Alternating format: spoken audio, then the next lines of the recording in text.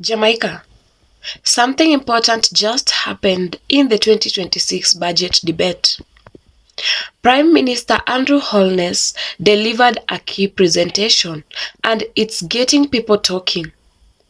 From major priorities to the direction of the country. This is more than just a speech. It's about Jamaica's future.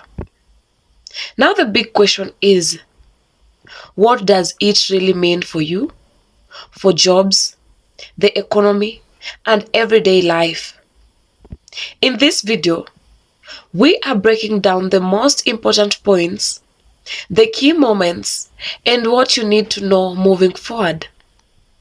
If you missed it or want the real highlights, stay right there because this one you can't ignore. Let's get into it. Through Jesus Christ, O Lord.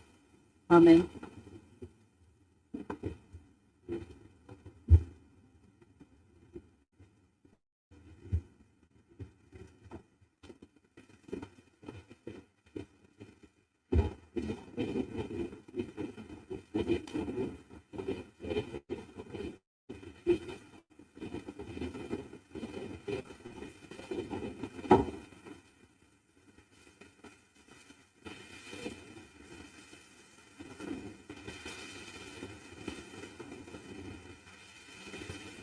You may be seated.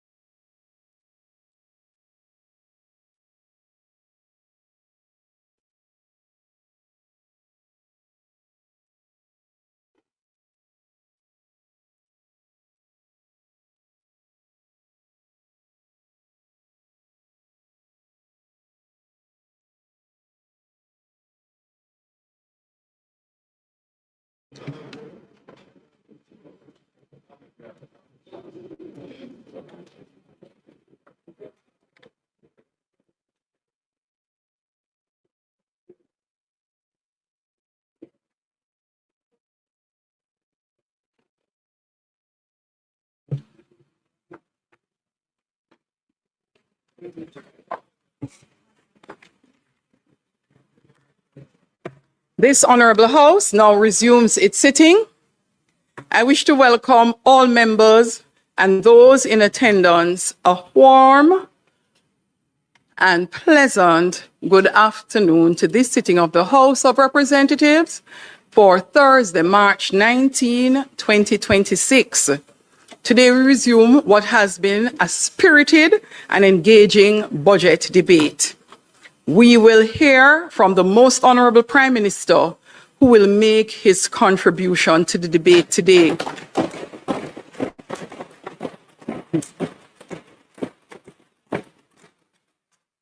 I am confident, members, that you will provide him with your keen attention and that, as always, the decorum of the House will be maintained.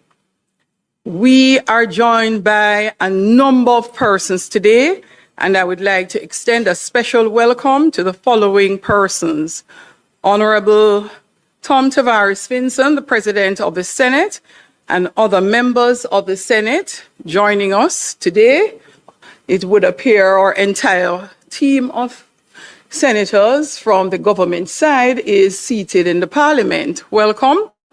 Members of the Diplomatic Corps, Cabinet Secretary, Honorable Audrey Sewell, Permanent Secretary in the Office of the Prime Minister, Rocky Mead, and Permanent Secretary in the Ministry of Economic Growth and Job Creation, Mrs. Arlene Williams.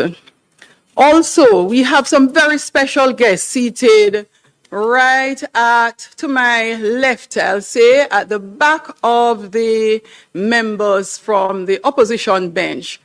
A special contingent of ministers from across the Caribbean. Let me first recognize Dr. Hanley, Deputy Prime Minister and Minister of Education from the Federation of St. Kitts and Nevis.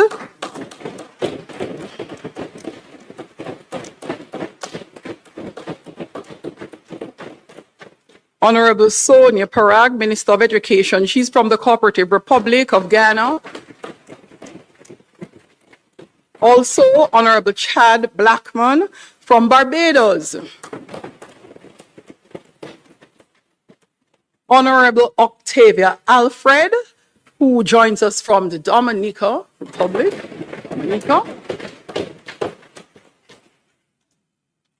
And Honorable Sheila Rogers Webster, who joins us from Anguilla.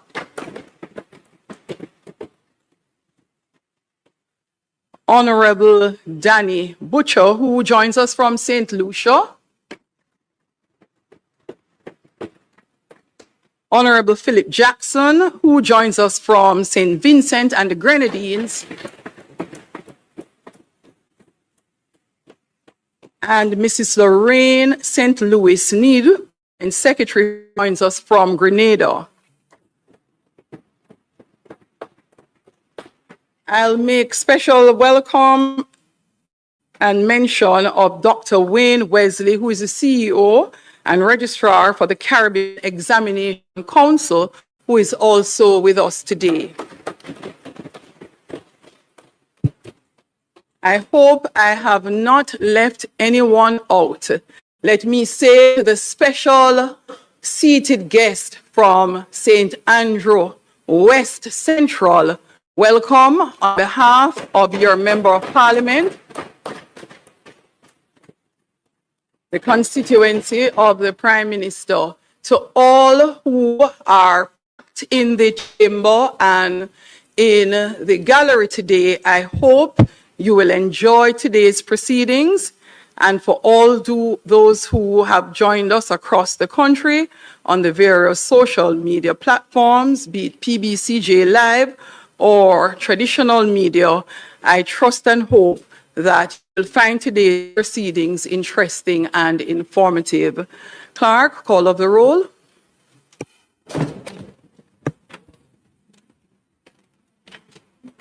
Mr. Clark.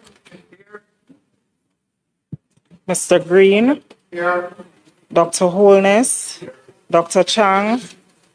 Mrs. Williams. Mr. Bartlett. Ms. Grange. Dr. Tufton. Mr. Mackenzie. Mr. Montague. Mr. Darrell Voss. Mr. Chuck. Mr. Charles Jr. Mr. Morgan. Ambassador Marks. Mr. Samuda, Dr. Wheatley, Mrs. Cuthbert Flynn, Mr. Terrelong, Mr. Whittle, Mrs. Valerie Filbert, Miss Morrison, Miss Lee,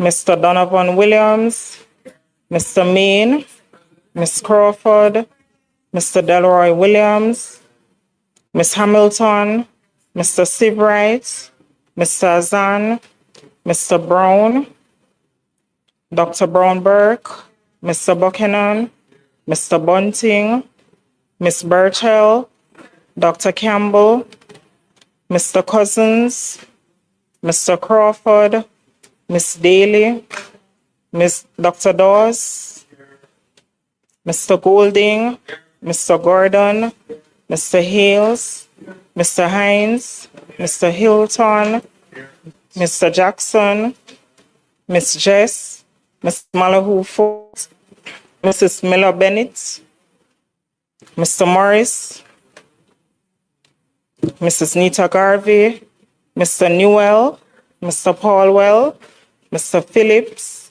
Miss Perkis, Mr. Robertson, Mr. Robinson, Dr. Russell,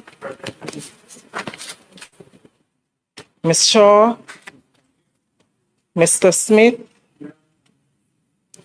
Mr. Dwayne Vaz, Mr. Warmington, Mr. Brown, and Mr. Crawford. Thank you, Madam Speaker. House Leader.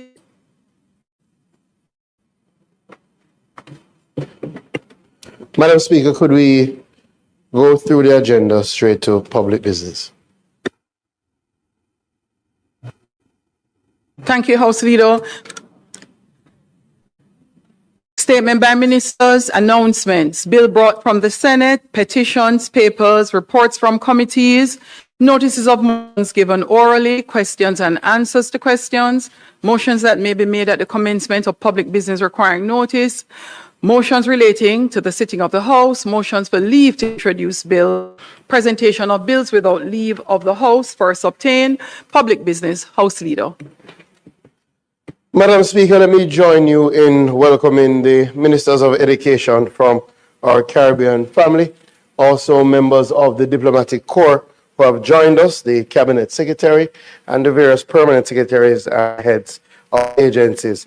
Madam Speaker, today the budget debate will continue with the contribution from our Prime Minister, who successfully navigated us through COVID, successfully navigated us through Hurricane Beryl, and will successfully navigate us through Hurricane Melissa. Madam Speaker, I ask that the standing orders be suspended to allow the Prime Minister to complete his presentation without time restriction. Thank you, House Leader. As we have done for all in this segment, the budget debate, the question is that the time limit be suspended so that it allows the Prime Minister to complete his presentation. Those in favor? Those against? The ayes have it. Thank you. Prime Minister, the Honorable Andrew Michael Holness.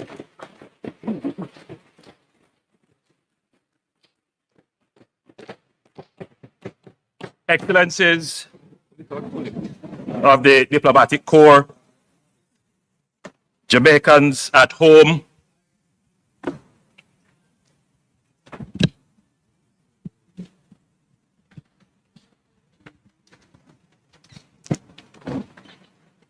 Excellencies of the Diplomatic Corps, Jamaicans at home and in the diaspora listening, watching and following on various media platforms, distinguished ladies and gentlemen in the gallery, Madam Speaker, honorable members, senators, and former members seated in the well. I also join in welcoming the ministers of education from across the region that are here. They are in Jamaica for the CXC conference, but I guess they wanted to see what what all the excitement is about in the Jamaican Parliament. I welcome you not only as Prime Minister, but as a former Minister of Education. Madam Speaker, I stand before this honorable House with a heart full of profound gratitude and a profound resolve. And I consider it a singular privilege to do this for the 11th time.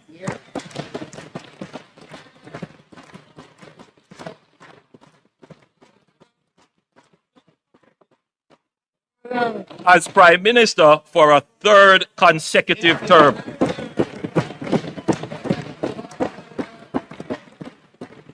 I give thanks first and foremost to the Almighty God for His grace and mercy upon this nation through the passage of Hurricane Melissa, for sparing us the full measure of what that storm was capable of, and the strength He has placed in the hearts of our people. Farmers, parents, small business owners, first responders, who rose from the rubble with a dignity and a determination that humbled me.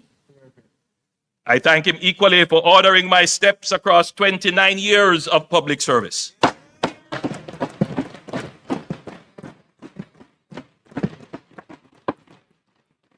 As Member of Parliament for West Central St. Andrew, Minister of Education, Leader of Government Business, Prime Minister for a few months, still Prime Minister.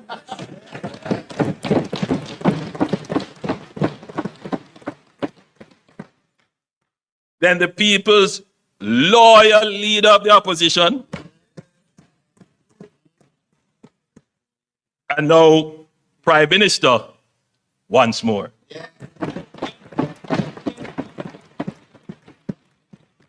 He has been my constant protection and compass.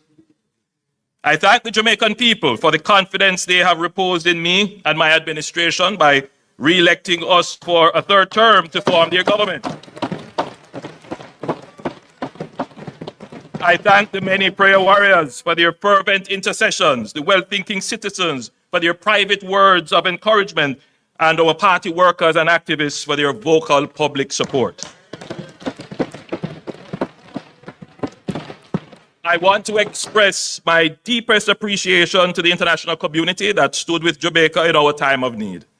The heads of government and heads of state who called, who came, who committed resources, our multilateral development partners whose swift and decisive response produced the largest development financing package in Jamaica's history, and the many nations that sent personnel, supplies, and solidarity. Including members of the CARICOM family who are represented here by their respective ministers of education. To the men and women of the Jamaica Defense Force and the Jamaica Constabulary Force and the Jamaica Fire Brigade, you walked in devastation on foot when that was the only option. Airlifted patients when roads had ceased to exist and distributed care packages to communities no one else could reach. You made every Jamaican proud, and this nation owes you a debt of gratitude.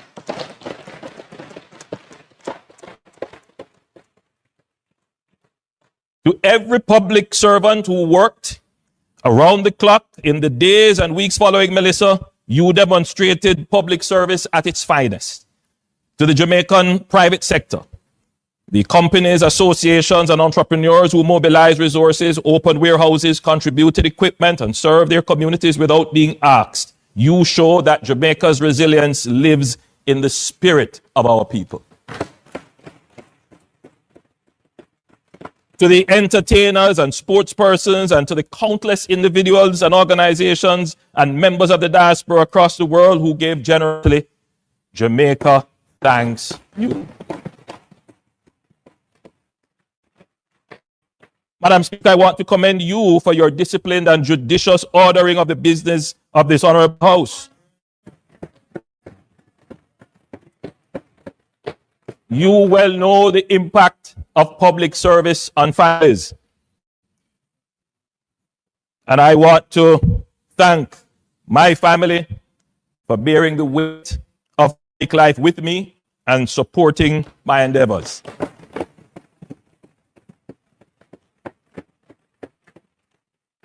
To the people of West Central St. Andrew, my extended family for 29 years, you continue to trust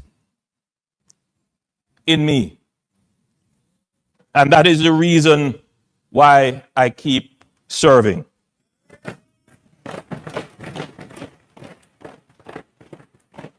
This year are some major projects which we will complete and on which work will commence. In a few weeks, we will complete and hand over 2 new multifamily housing solutions under the new social housing program to replace 2 dilapidated tenements.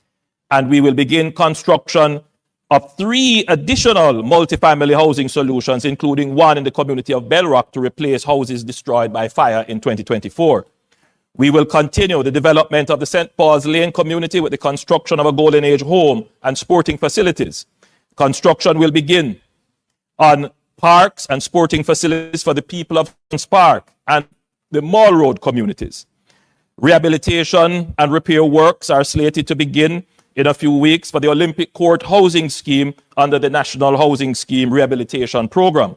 Shortly, we will open the Olympic Gardens Performing Arts Center and we will start the upgrade of the Kling Kling Oval. And I have good news for the people of Drewsland residing along the gully banks of the Sandy Gully. Repairs will begin on the collapsed sewer main and compromised retaining walls that pose a health and safety hazard to the residents. I'm certain the member from Western St. Andrew will also be pleased because it is a border area and we both share the challenge.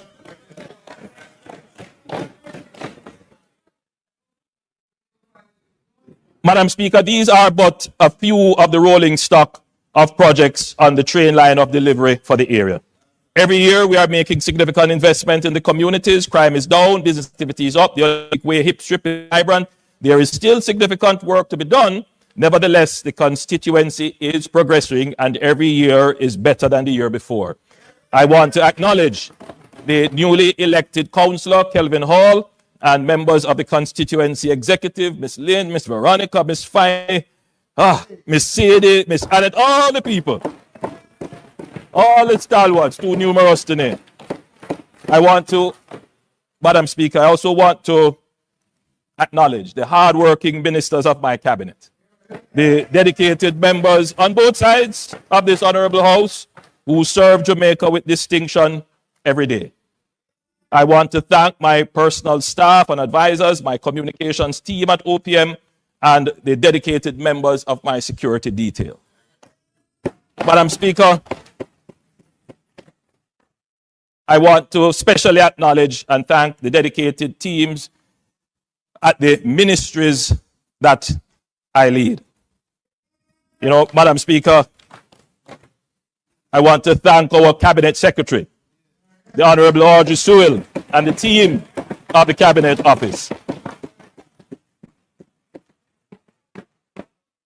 It is not well known that the Cabinet Office is actually a ministry and the Cabinet Secretary is the permanent secretary.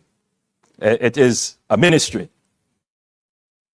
I also want to acknowledge the support of Ministers Wheatley, Marks, and Fitzhenley, and our permanent secretary, Ambassador Rocky Mead, at the Office of the Prime Minister, another ministry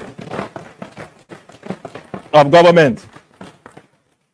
Madam Speaker, this administration has always been serious about security.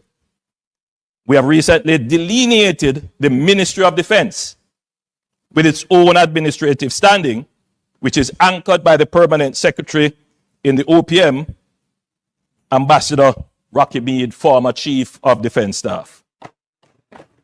And we did this to yield greater cross-functionality with ODPEM. I want to commend Ministers Montague and Morgan and Permanent Secretary Arlene Williams, hardworking Permanent Secretary at the Ministry of Economic Growth and Infrastructure Development. Madam Speaker, I stand here as Prime Minister, and most people would understand my job to be directing and coordinating all of government through cabinet ministers. However, I also want to point out that I stand here as a minister of government as well, with direct oversight of several substantial portfolio responsibilities. I don't only direct, convene, and preside, I also do the heavy lifting of ministerial work as well. Over 4 ministries.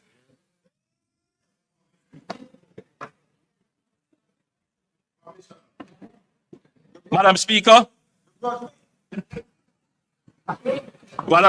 leader of the opposition only talks.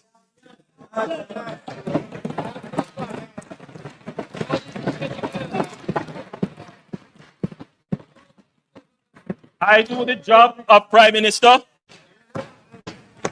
and I head 4 other ministries.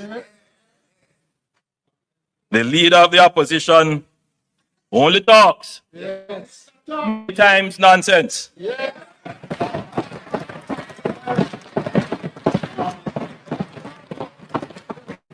And takes home $27 million.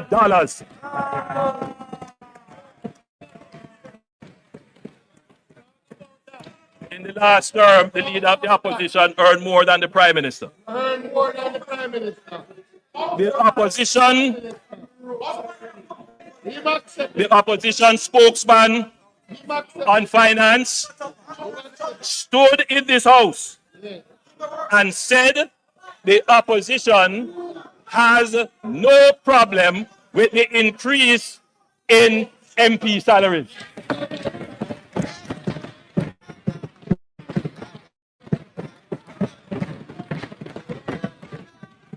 A few days later, the PNP General Secretary put out a release saying they strongly object to the salary increase for cabinet ministers and members of parliament.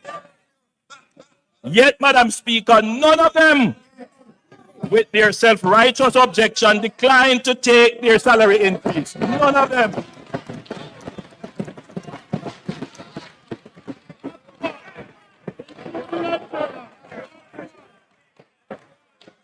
In fact, Madam Speaker, they were the first ones calling the parliament to find out the amount of their retroactive pay.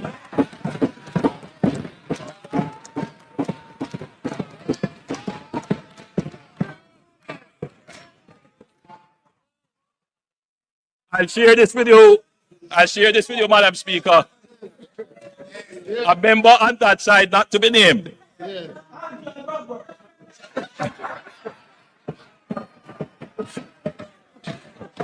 A member on that side, not to be named, obviously concerned that the public posture of the PNP could force the government to reverse the pay increase, called to say that I should ignore the statement of the PNP General Secretary and the leader of the opposition, as all their MPs agreed with the increase and could not survive without it.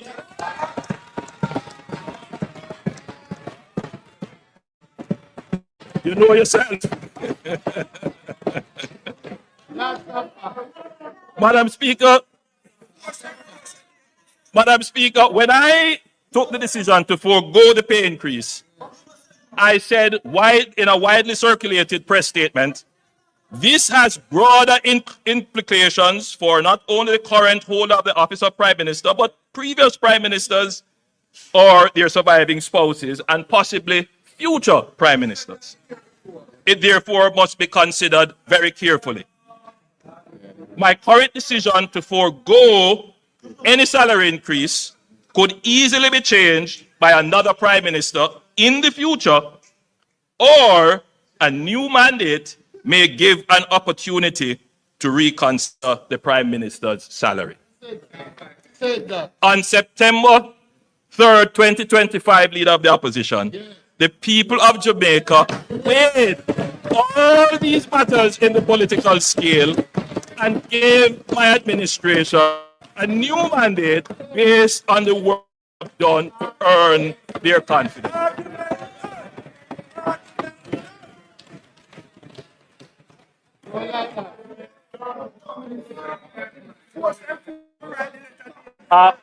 Madam Speaker, I have a gift here. If the standing orders would allow, I want to give it to the leader of the opposition. If you don't want, that's fine. But I thought it would have been so appropriate. I thought this would be a good. By the way, Madam Speaker, this is a cap that is one of our local designers. It's a very popular cap, and I thought that the leader of the opposition would do well to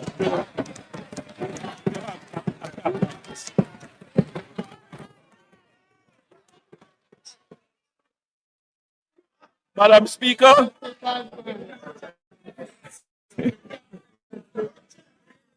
Madam Speaker, the opposition spokesman on finance raised the issue of the rate of capital expenditure. He went on to suggest that the size of the Ministry of Economic Growth and Infrastructure Development and its share of the national capital budget is the reason for slow utilization. Therefore, it should be deconstructed as a super ministry.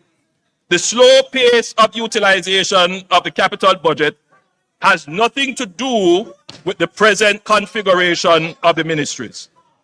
The cross-cutting issues of slow investment appraisal, permitting and approvals, procurement, and contracting, coupled with a lack of efficient, well-resourced enterprise-scale contractors, is the cause of the low conversion of the capital budget into economic value, leading to greater levels of growth. In other words, we are an overly bureaucratic country with supply-side weaknesses which constrain our growth horizon. Despite these challenges, it must be noted that the Ministry of Economic Growth and Infrastructure Development, on average, has spent more than 97% of its capital allocation for the last 4 budgets.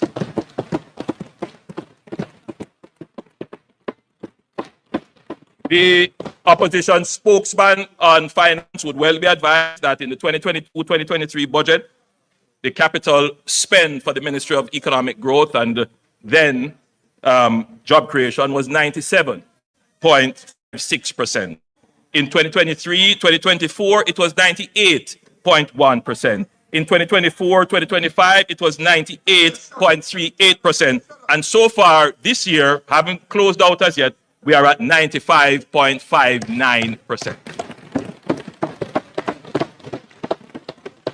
In fact, Madam Speaker, this ministry has stimulated, overseen, and supported the most sustained and robust period of infrastructure development since 1960,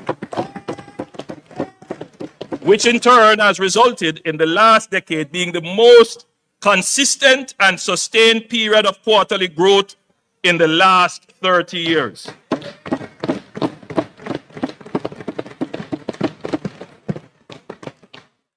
I want to draw the attention of the House to the slide that is being displayed and to the viewing public. It's a very important slide. The economy under the Jamaica Labour Party returned 20 consecutive quarters of growth between the last quarter of 2015 and the COVID interruption. Before that, the longest quarterly stretch was 9 quarters. So there is a fundamental change in the Jamaican economy. The only time that we have not had growth would have been the COVID impact and the burial impact. The beauty of this graph that is being displayed, this table, is the speed at which the economy recovers. So, Madam Speaker, you know, there is something that we admit up front.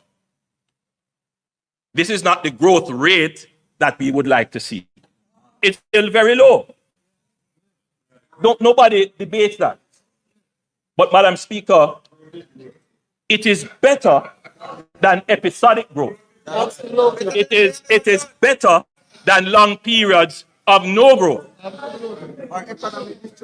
To get to growth, Madam Speaker, 2 things are necessary.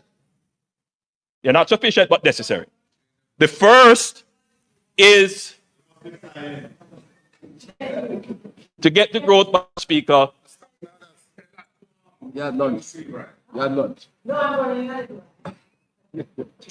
The first is stability. And what you are seeing here as a feature of the Jamaican economy is stability. And the reason why we have this stability, it is because of the fiscal program that the government has implemented. You know, Madam Speaker, we go back and forth debating who is the father of fiscal discipline. We already said the DNA test prove that they are not the fathers of fiscal discipline. But, Madam Speaker, there is one more child of this government for which the paternity is not in question, and it is necessary for growth, and that is resilience.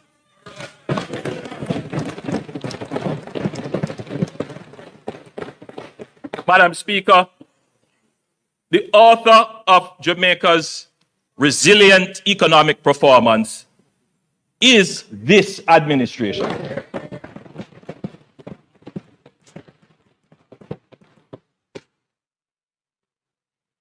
The economy, as I said, Madam Speaker, gave us 20 consecutive quarters of growth between the last quarter of 2015 and the COVID interruption, and without doubt the best performance in employment generation in the history of independent Jamaica, with a most recent 3.3% unemployment rate. Again, Madam Speaker,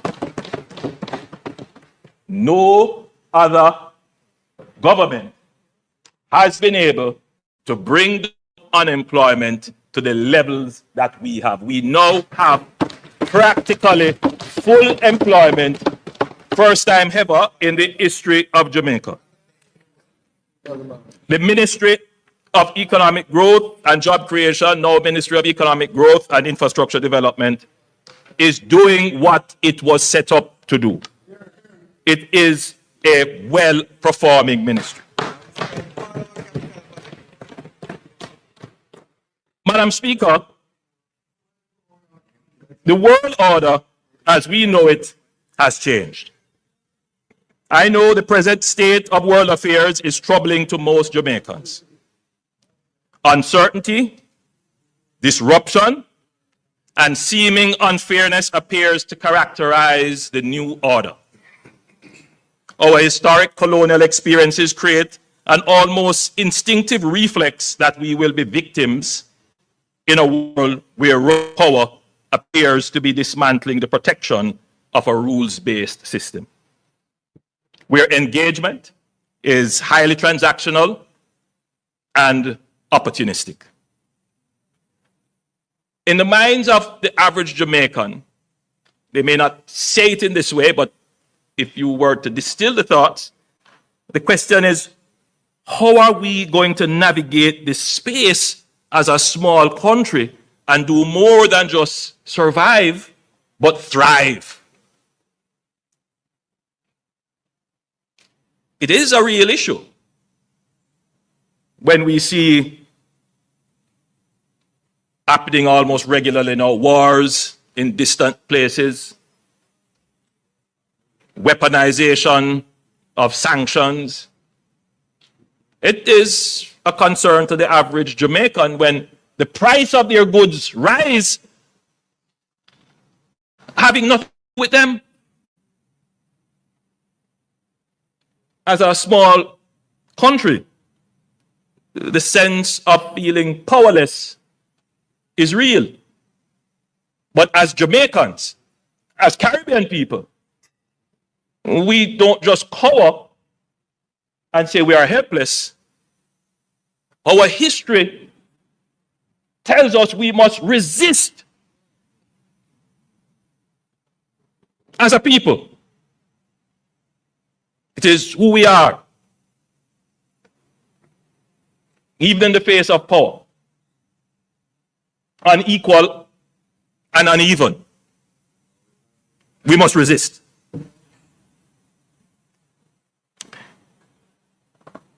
I think the first strategy, however, Madam Speaker, is that we must learn from our past. It is not the first time that the global order has changed in profound ways.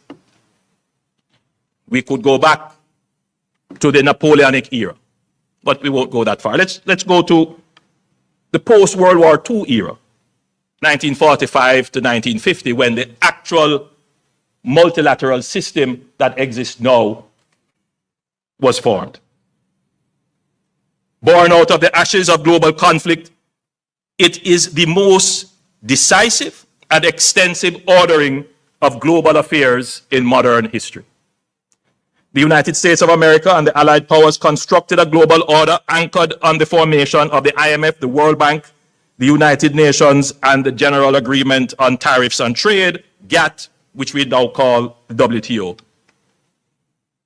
This multilateral order drastically reduced interstate conflict and enabled unprecedented economic growth over the last 80 years. It is not perfect, but it is better than anything that existed before.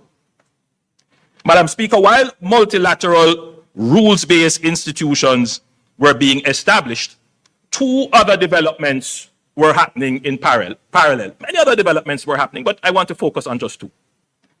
The first is the emergence of what is called a bipolar power structure, which we generally call, at the time when it was emerging, the Cold War. Two superpowers, the United States and the Soviet Union. Between 1947 and 1991, the world split into two completing blocks, the US-led Western Bloc and the Soviet-led Eastern Bloc, each with its own military alliances, economic systems, and ideological frameworks. The second process, Madam Speaker, was the process of decolonization. And this was accelerating. Empires could no longer afford their colonies. Resistance against colonialism internally increased, moving dozens of states to independence across the world. Asia in the 1940s through to the 1950s, Africa in the 1950s through to the 1970s, and the Caribbean in the 1960s through to the 1980s. The United Nations started in 1945 with 51 countries. Today, it has 193 countries. Newly independent states joining this new rules-based multilateral system essentially created a third bloc. And you would hear these terms being used, I certainly heard it when I was growing up, referring to this third bloc as the third world. So the new system of global order, when it emerged with two blocks, the Western Bloc, the Eastern Bloc, divided by a Cold War, a process of decolonization which gave states independence, creating a third bloc. Madam Speaker, the multilateral system afforded newly independent nations like Jamaica a voice and a vote. That was very important in the multilateral system. A voice and a vote. But, Madam Speaker, we had no power. We had no military power. And we had no economic power. Madam Speaker, both superpowers sought to control this third bloc, to expand their spheres of influence, secure strategic geographies, access resources and markets, and spread their culture and ideology. Or simply put, to exercise hegemony. This was the context within which Jamaica started its navigation of a complex global system at its independence. At the outset, the Right Excellent Sir Alexander Bustamante, when asked about Jamaica's alignment, declared, "We are with the West." A simple yet profound framing of Jamaica's foreign policy, economic and social program, and political direction. The Jamaica Labour Party has always taken a pragmatic yet principled approach to the multilateral system and the vicissitudes of the poles of powers within it, while staunchly maintaining our independence of thought and agency to act in our best interest. The position served Jamaica well.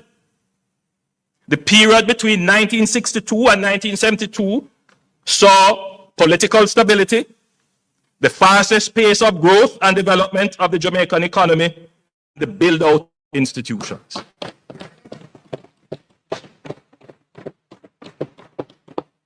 Madam Speaker, the period 1972 to 1980 of the Cold War era, the PNP government under Prime Minister Michael Manley changed Jamaica's political, economic, and social development policy and trajectory to democratic socialism, which also informed a change in Jamaica's foreign policy outlook.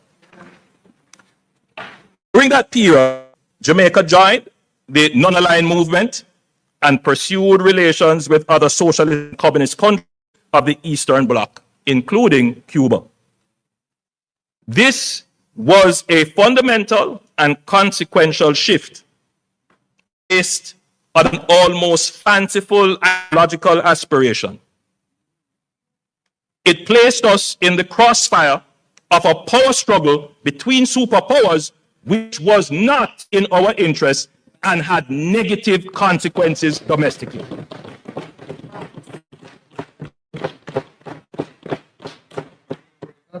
This period coincided with the collapse of the Jamaican economy, our first debt crisis, the hollowing out of the middle class, and the emergence of widespread political and gang violence. Many of the challenges we face today are anchored in that period of our history.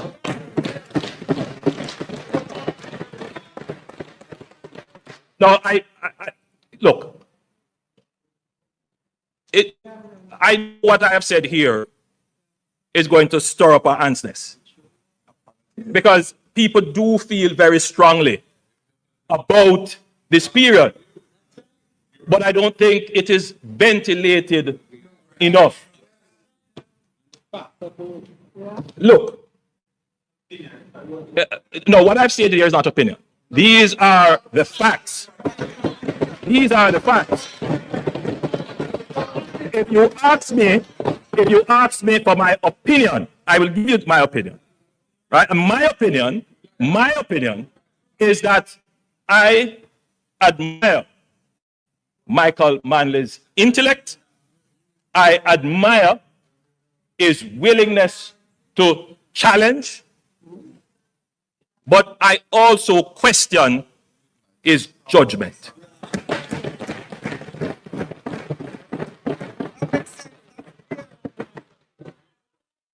Madam Speaker, as it turned out, by 1991, the Soviet Union collapsed as a pole of power, and the multilateral system entered a unipolar phase dominated by the US, Western liberal globalization, and free markets.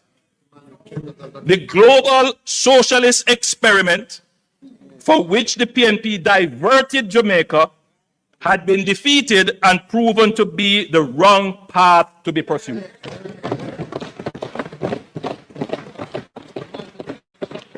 So here are the facts. Michael Manley, and this is part of why I admire him as well, would come back to power a reformed man in 1989. abandoning the policy of democratic socialism, embracing the IMF, liberalization, privatization, free markets, and pursuing closer ties with the United States. And this is what the part of the history that is not reconciled. Why did we go down that path? In the first place. You would not have gone down that path. Only to go to the White House. That is the question that keeps bothering me. Because it must bother every Jamaican, because had we not diverted for 10 years, even if we had changed government, but kept strategic and wise policies, Jamaica would be far better. Far better. As we have seen with countries like Singapore, facing the same challenges, but maintained a strategic and wise foreign policy. As a capitalist, 18 years as a capitalist. Madam Speaker, today we see the global system changing again, moving from a unipolar world to now a multipolar world, with the rise of China, India, the reassertion of Russia, and the EU. There are now more players who can exercise military, economic, technological, and normative power within the multilateral system than when it was designed 80 years ago. This means there is likely to be greater contestation within the multilateral system and less automatic consensus on issues and solutions. There is also a greater likelihood of fragmentation, which is what we are seeing now, as powers seek to advance their interests unilaterally. It begs for a reform, urgent reform actually, of the global multilateral system. We cannot abandon it, but it must be reformed to take into consideration these new power dynamics that have emerged. In this dynamic policy environment, Jamaica must be strategic. We cannot go down the road of ideological rhetoric. Been there, done that.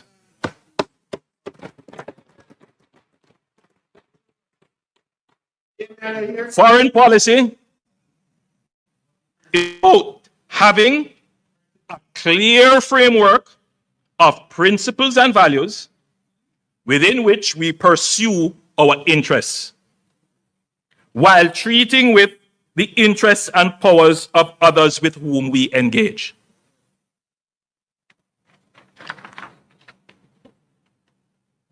My administration has always ensured that our foreign policy serves our economic interests.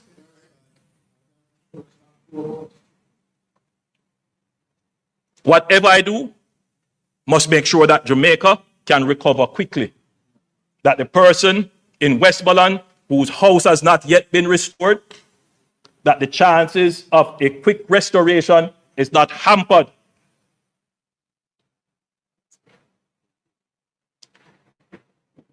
And we see the benefits of our foreign policy efforts in the swift mobilization of relief and access to over $6 billion of reconstruction funds from the multilateral financial system. I don't want anybody to talk about foreign policy, because there's no other era in which Jamaica's foreign policy has delivered economic benefits for the people of Jamaica. A strong multilateral system is in Jamaica's interest, and we will always do our part to ensure it works. The essence of agency is that you act on your own will. As a responsible member of the global community, Jamaica will always take the necessary action to be compliant with all our obligations under the multilateral system. Nobody has to put sanction on us or force us because we have agency. The country would have seen this in our actions when our actions caused us to be removed from the FATF and the AML-CTF grey list in 2024. Grey list, the way our trans system was, it was reviewed. We ended up on the grey list. Every member of the government worked very hard, including members of the opposition, to pass the necessary legislation, necessary policy changes. I mean, there were those saying that these, imperialists imposing global financial things on us, make we resist it. What, lose access to the international banking system?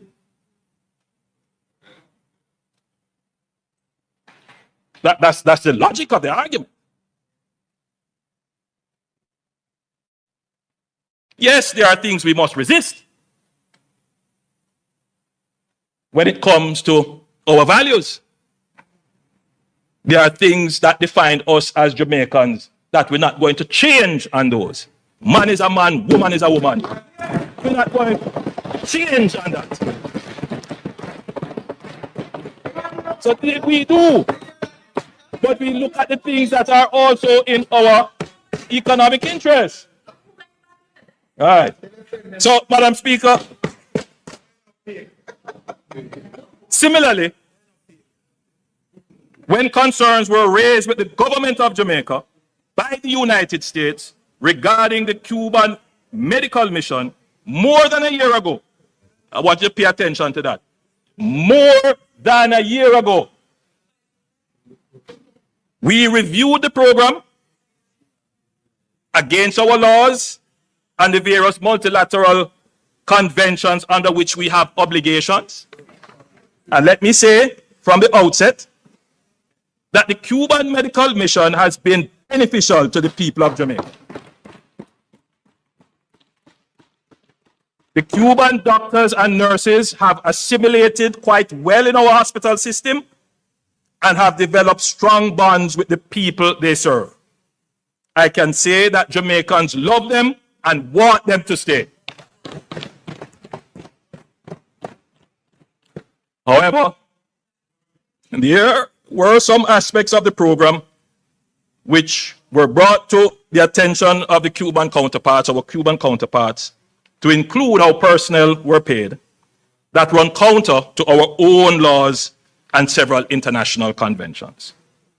We were hopeful that adjustments could be made to the program to make it compliant and that we could have reached some agreement where we could continue to have the direct services of the Cuban health professionals who are here.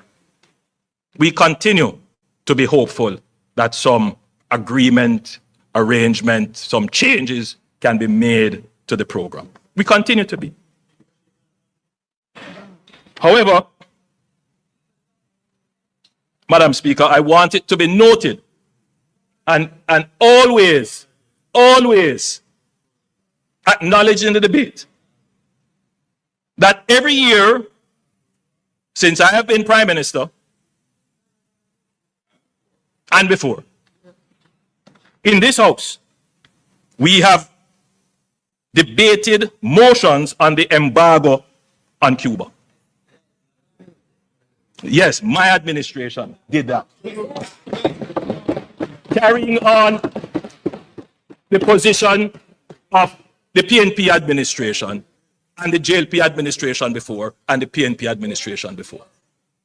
So this notion about abandoning friends and look here, man, keep that in the 70s. We are in a different era now.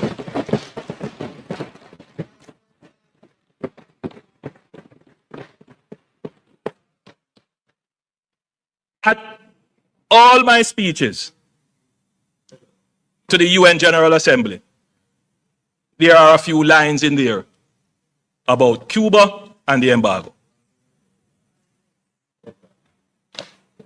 When I spoke at CARICOM, I spoke fairly and frankly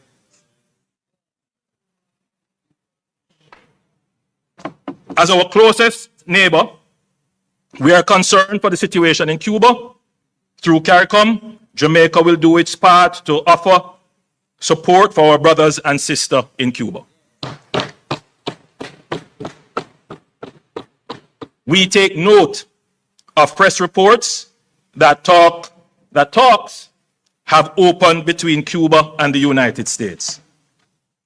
This is a moment for reform and reset, and we are hopeful for a positive outcome.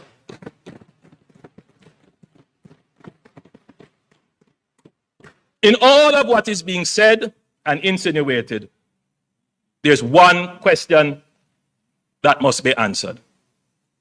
What would the PNP have done? Absolutely. Absolutely. He couldn't say that. Well, we won't know. We won't know.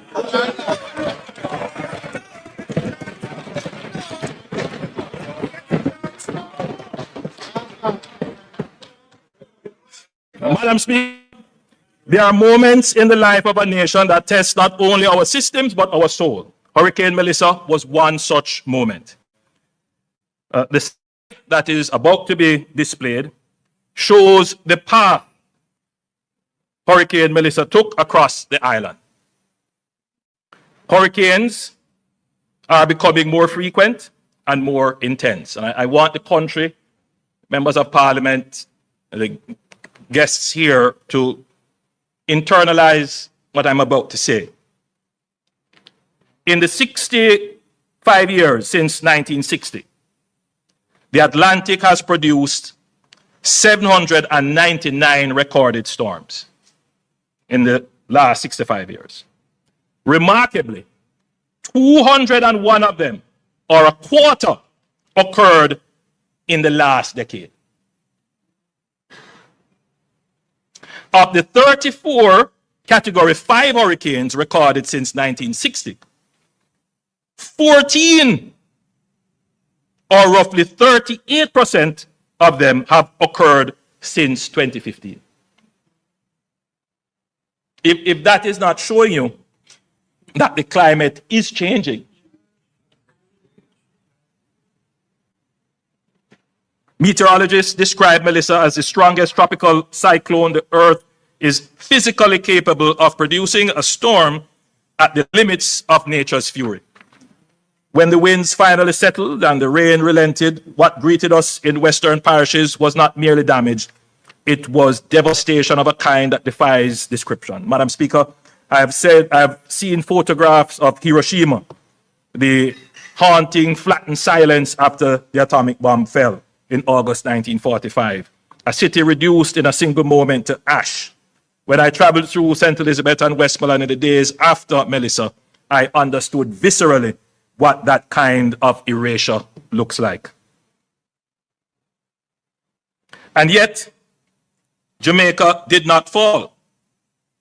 We were tested at the very limits of nature's power, and we did not break. Our economy held, our institutions functioned, and our people adapted.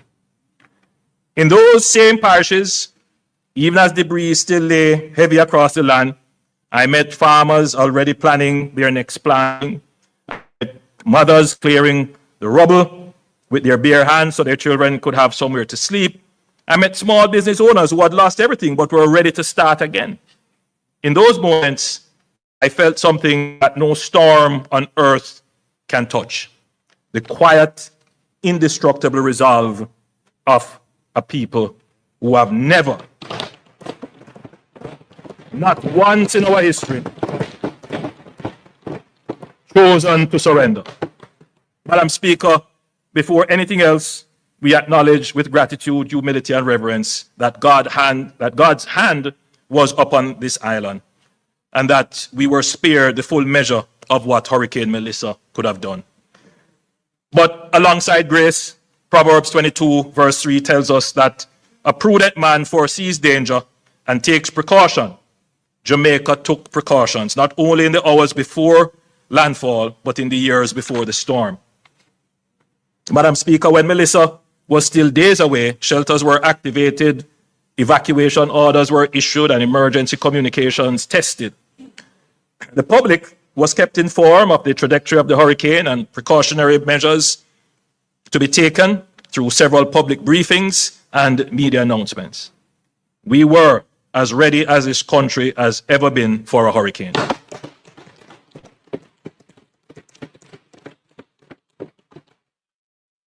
The investment this government has made in our security forces over the past decade, expanding personnel, equipment, and technology, growing our helicopter fleet, which turned out to be a very wise investment, strengthening our offshore patrol vessels, deepening our engineering and logistics capacity, paid dividends in those critical hours and days after Melissa struck.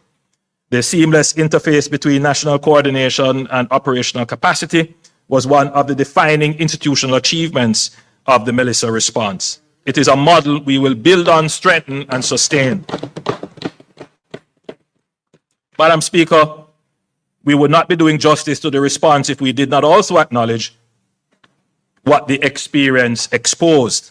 Melissa stretched our systems, logistics chains were strained, fuel and maintenance capacity came under pressure, maritime and air assets ordinarily deployed to border security and surveillance had to be diverted to humanitarian relief, creating windows of reduced coverage, which we cannot afford to ignore. These are not failures, they are lessons, and we are acting on them. In recognition of the strategic importance of disaster management to national security, the government transferred the disaster preparedness and emergency management portfolio to the Office of the Prime Minister. This was not a bureaucratic organization, it was a declaration of national priority, positioning disaster resilience at the apex of the government's strategic agenda and creating the structural proximity between ODPEM, the JDF, and the effective civil-military cooperation that is needed to adequately respond to a disaster of this nature.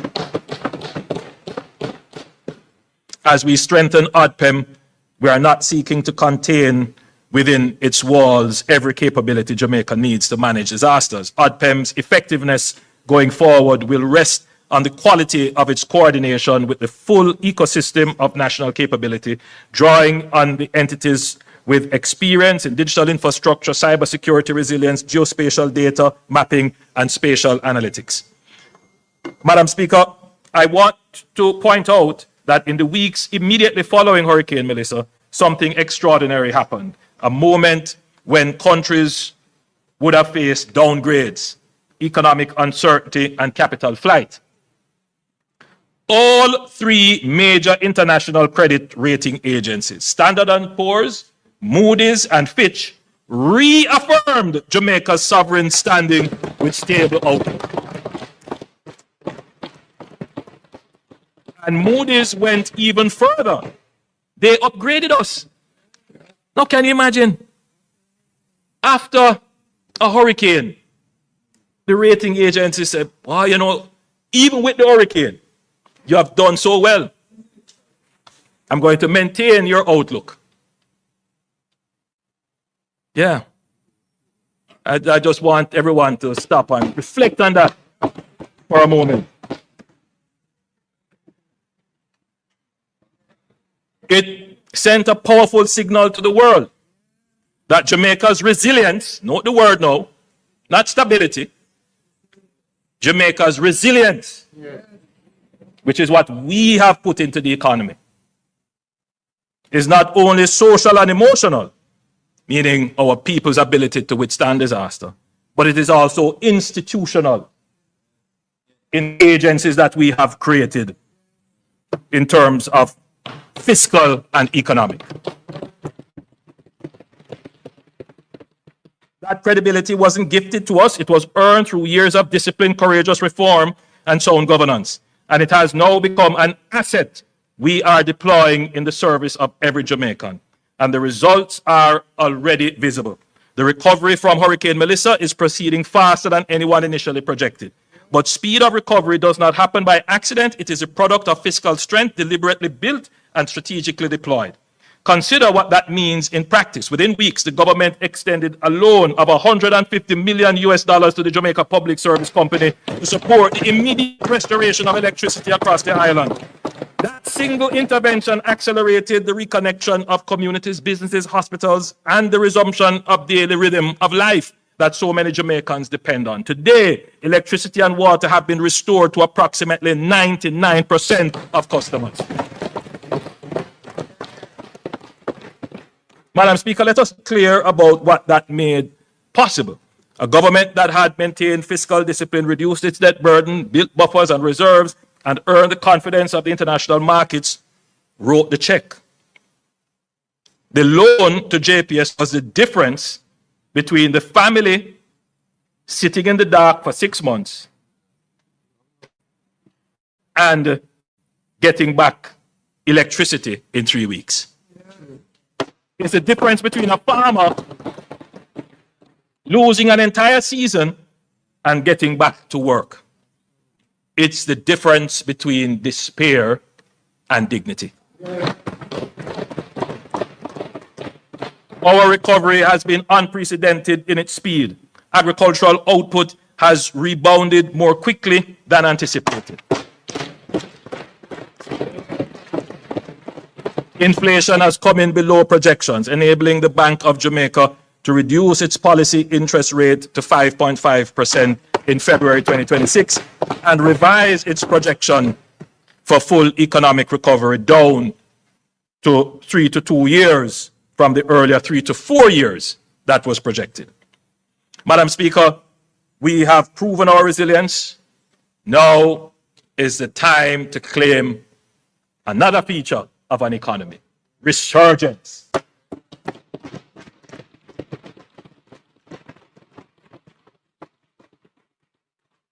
So you move from chaos to no growth to stability to resilience.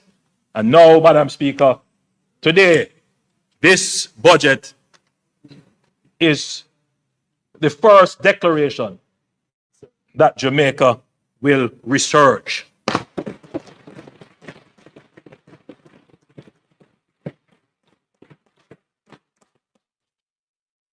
What is the difference between resilience and resurgence?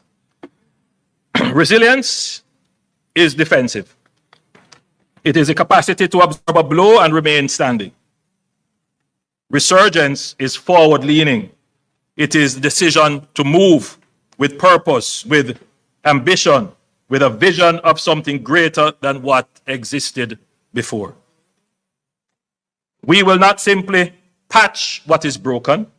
We will build forward stronger, smarter, and more equitably than before. The suffering of our Western parishes will not be a footnote in our national story. It will be the catalyst for our next great chapter. For Jamaica, adversity has been a full stop. It has always, well, Madam Speaker, let me read that properly. For Jamaica, adversity has never been a full stop. Has never been a full stop. It has always been just a comma, a brief pause before we rise again. We have endured, now we will build together. Madam Speaker, this government is leveraging our national resilience and international confidence as in order to translate it into a platform for accelerated national development. Through close engagement with our multilateral partners, including the IMF, the World Bank, the Inter-American Development Bank, CAF, and the Caribbean Development Bank, Jamaica secured US $6.7 billion in terms of a financial package within weeks of the hurricane. This is the largest and fastest mobilization of development financing in Jamaica's history, and it was made possible not by the hurricane, but by everything Jamaica had built before it. Madam Speaker, the discipline of yesterday is funding the resurgence of tomorrow.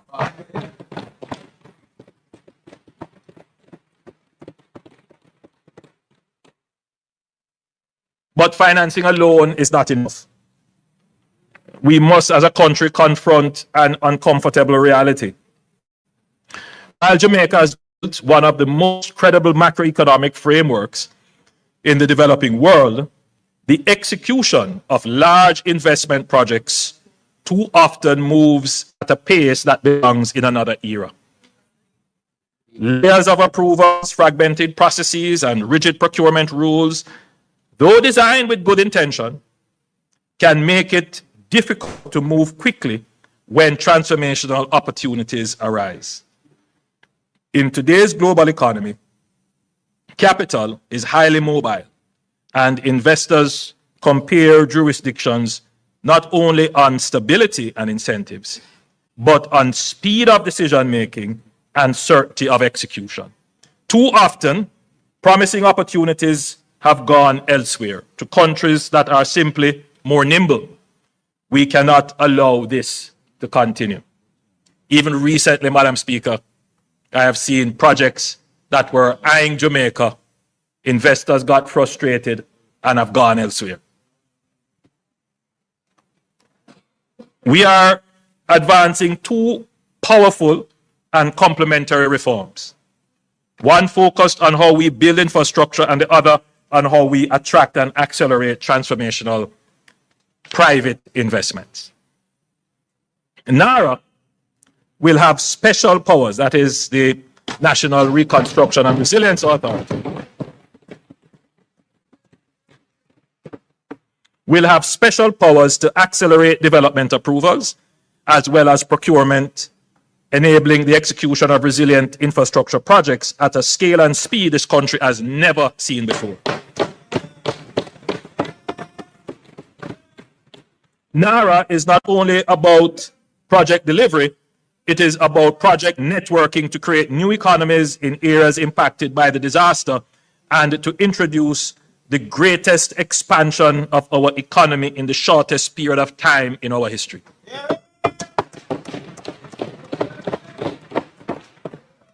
Madam Speaker, NARA will turn a crisis into an opportunity for Jamaica.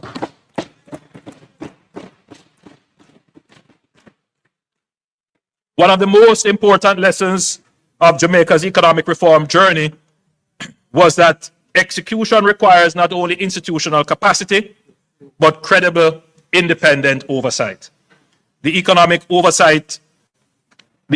Program Oversight Committee, EPOC, became internationally recognized as a model of transparent, civil society-led accountability that gave Jamaicans and international partners confidence that the fiscal program was being implemented as agreed.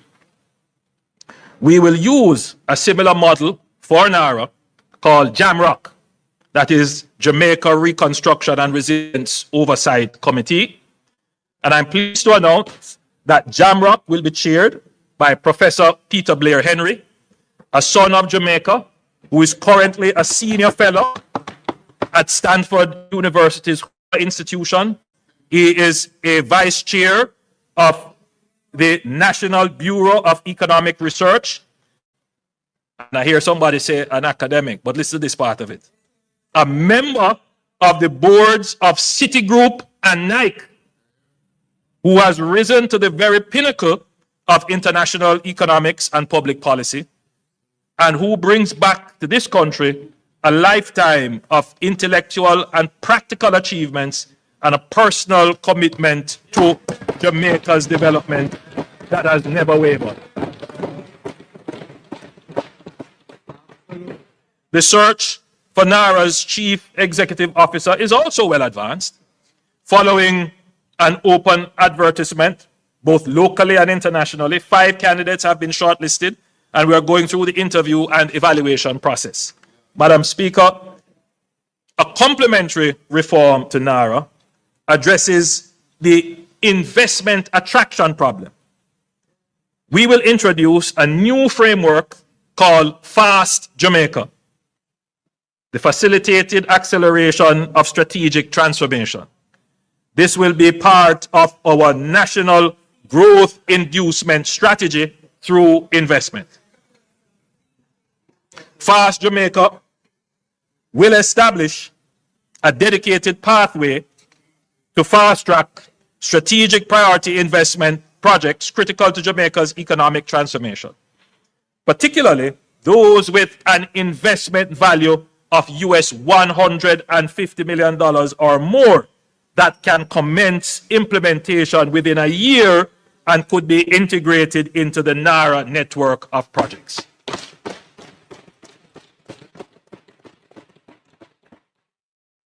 The framework will focus on projects in sectors that will shape Jamaica's competitiveness, and we're looking at areas such as energy infrastructure, digital infrastructure and telecommunications, logistics, air and seaports, water, sewage and desalination, low-income housing and urban development, high-value tourism including wellness, medical and sports tourism, entertainment and the creative industries, STEM education and research, specialized healthcare, high-value agriculture and agro-processing, advanced manufacturing, and critical minerals, including rare earth elements.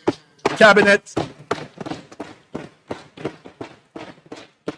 will retain the ability to designate additional sectors where strategic opportunities arise. Central to FAST Jamaica will be a strategic investment council, a high-level body tasked with the initial screening and evaluation of major investment proposals. The elements of this already exist between JAMPRO, DBJ, and the Cabinet Office. The Council will assess the strategic merit, economic impact, and national interest considerations of each proposed project and will recommend to Cabinet the most appropriate development modality, whether public-private partnership, joint venture, concession arrangements, or otherwise, as well as whether the project should proceed through direct negotiation or a competitive process. Projects approved by Cabinet will be designated strategic investment projects and will benefit from accelerated approvals across government, coordinated regulatory engagement, and dedicated facilitation teams to ensure efficient execution. FAST Jamaica will also allow the government, where appropriate, to engage with unsolicited proposals from investors, recognizing that some of the most transformative projects originate from private sector proprietary knowledge. Madam Speaker, FAST Jamaica is not about weakening safeguards. It is about modernizing how government partners with strategic investors in a fast-moving global economy. Fiscal exposure will continue to be rigorously addressed by the Ministry of Finance and the Public Service. Cabinet will retain full oversight of all final agreements, but what will change is the speed, coordination, and clarity with which Jamaica engages with major investment opportunities.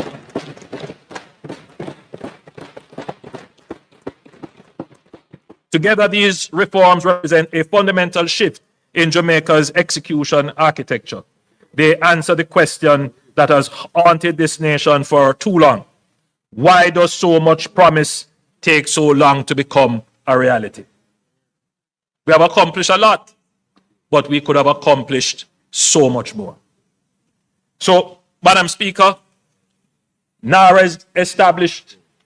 We will have the legislation.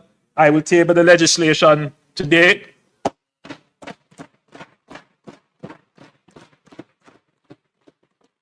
We have interviewed 5 shortlisted persons to become the executive officer. We will make a determination shortly.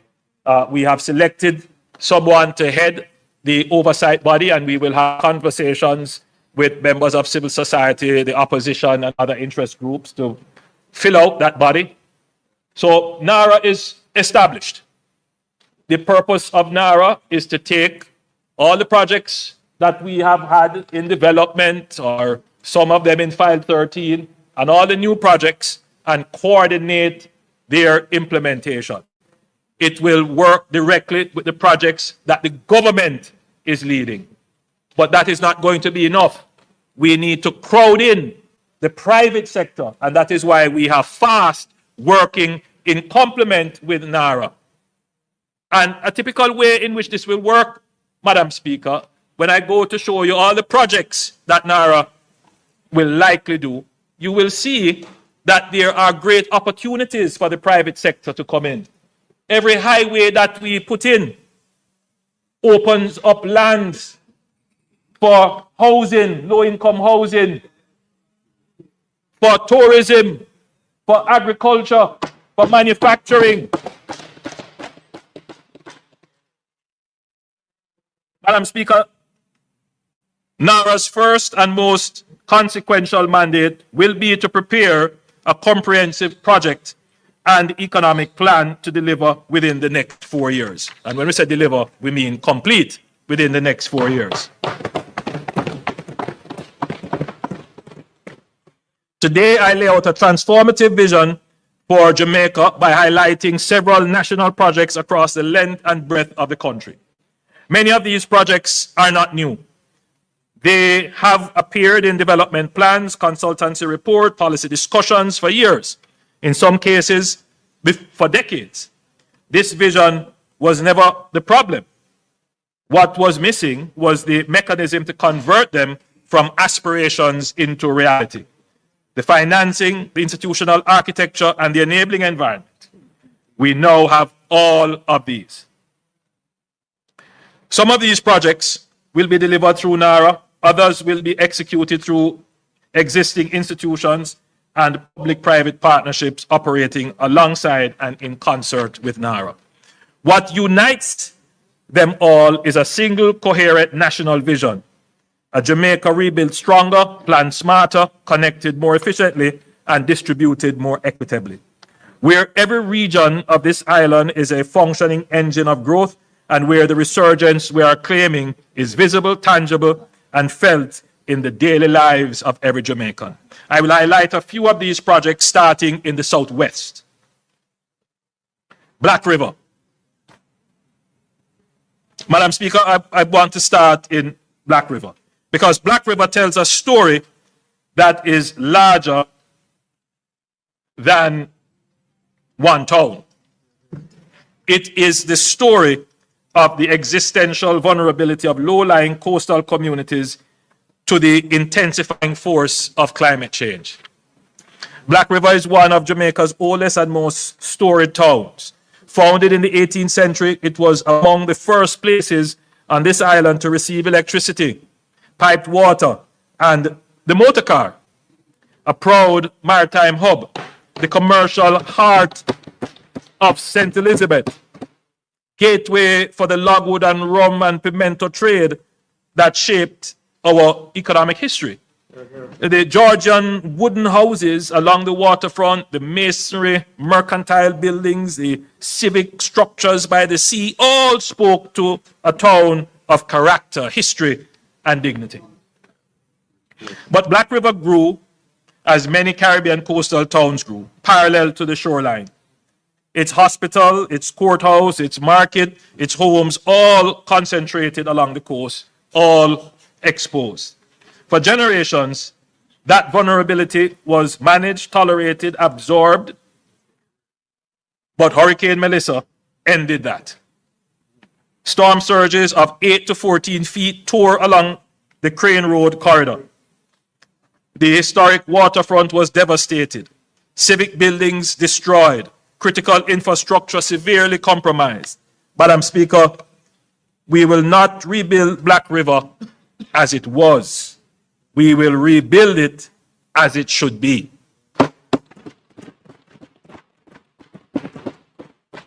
And in so doing, create something this town has never possessed in its 300 years of history: a real planned, consolidated urban core. The Urban Development Corporation, working with our development partners, is advancing a climate-resilient redevelopment plan that separates what belongs inland from what belongs on the coast. The heart of the plan is the new urban center, to be developed inland, safely above storm surge and projected sea level rise. And you can see a representation of where that urban center is going to be and what it, well, that's the waterfront, but what it could look like. So This is where Black River's essential public functions, its hospital, courthouses, municipal offices, police station, tax office, schools, market, and transport hub will be consolidated into a planned, workable, flood-safe precinct for the first time. It will have a proper town square, a civic park. The buildings will be designed to withstand Category 5 wind loads. Built on elevated platforms above projected sea level rise scenarios with utility corridors, drainage infrastructure, and emergency redundancy. The historic waterfront will be protected by a layer of coastal defense systems, submerged offshore breakwaters to dissipate wave energy before it reaches shore, a concrete seawall integrated with a continuous public boardwalk and engineered revetments along the most vulnerable stretches of coastline.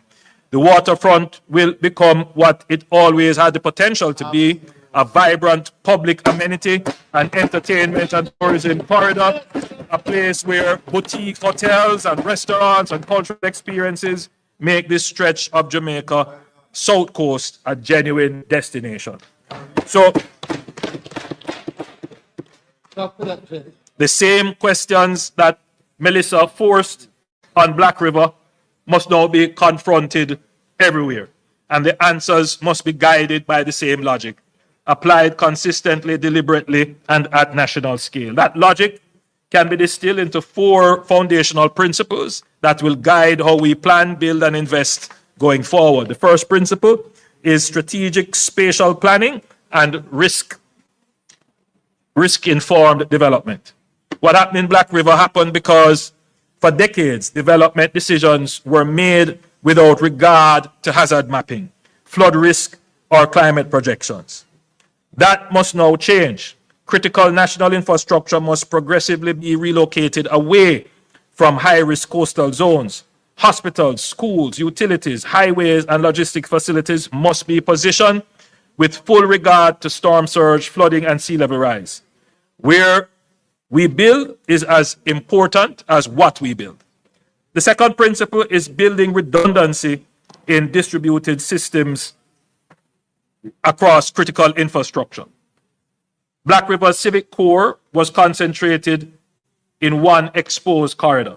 And when Melissa struck, a single surge compromised everything simultaneously. That is not resilience, that is fragility. Our transportation corridor, power systems, water supply, telecommunications, network, and logistic systems must be engineered with backup capacity and distributed architecture so that when one part of the system is struck, the rest keeps functioning. Resilience is incompatible with single points of failure. The third principle is the integration of regional development and resilient economic clusters. The Black River Plan does not end at the town's boundary. It connects to housing developments, agricultural corridors, tourism infrastructure, and the regional road network across the South Coast. That is intentional. Resilience cannot be built by project. It has to be built by a network. Connectivity, roads, hospitals, schools, housing, energy systems, and government services must be planned together to create a self-sustaining regional ecosystem. The fourth principle is economic diversification and production resilience.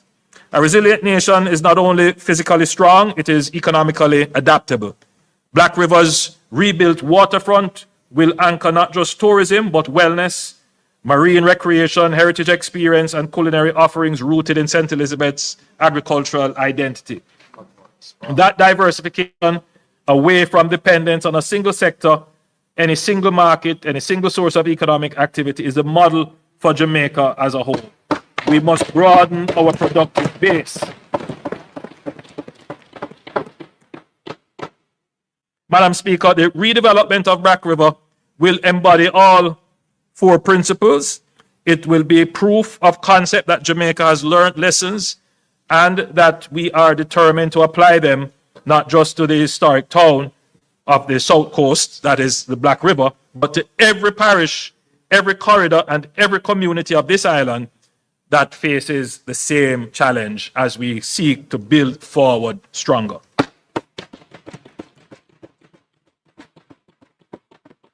Now, Madam Speaker, I know the people of Black River are anxious. Your MP, I mean, I could only describe it as anxiety. He's also anxious. Particularly persons who own property in proximity to the coast that sustained damage. There's a certain level of uncertainty. They're not sure whether or not they should rebuild, restart. Many of them have reached out to say, Prime Minister, I don't want to restart.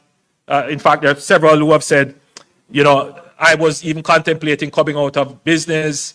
Melissa's hastened the decision, but they want some indication so that they can figure out how to plan. And we hear on our side the magnitude and scale of what we are planning to do can't be rushed. We can't make wrong decisions. So we have to think these things out carefully, put in place the systems and the structure. So today I would have laid out for you the NARA, which will manage it, the legal framework under which it is going to be managed. So we are well there. So I would say to the people of Black River, we have identified suitable lands to support a structured program of relocation and reconstruction for housing and business.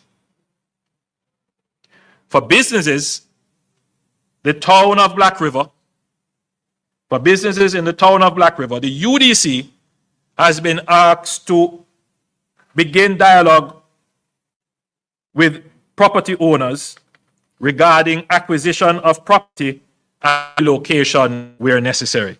Madam Speaker, I don't want to say too much here because I know how, you know, what leaves here and lands there might be two different things. So I prefer that the entity, I have tasked them to go and start the dialogue, that they go and speak to the people directly. After agreement is reached, then you can speak publicly. Early next month, various agencies of the government will begin the consultations and sensitization with specific communities in Black River and along that corridor regarding relocation of our communities. The truth is there are just some communities that proximity to the swamp, threat from the sea, when we look at all of the risk maps that the best option is to relocate. But we know how difficult this is. And so we will handle this in a very sensitive way. We will ensure in a very transparent way as well.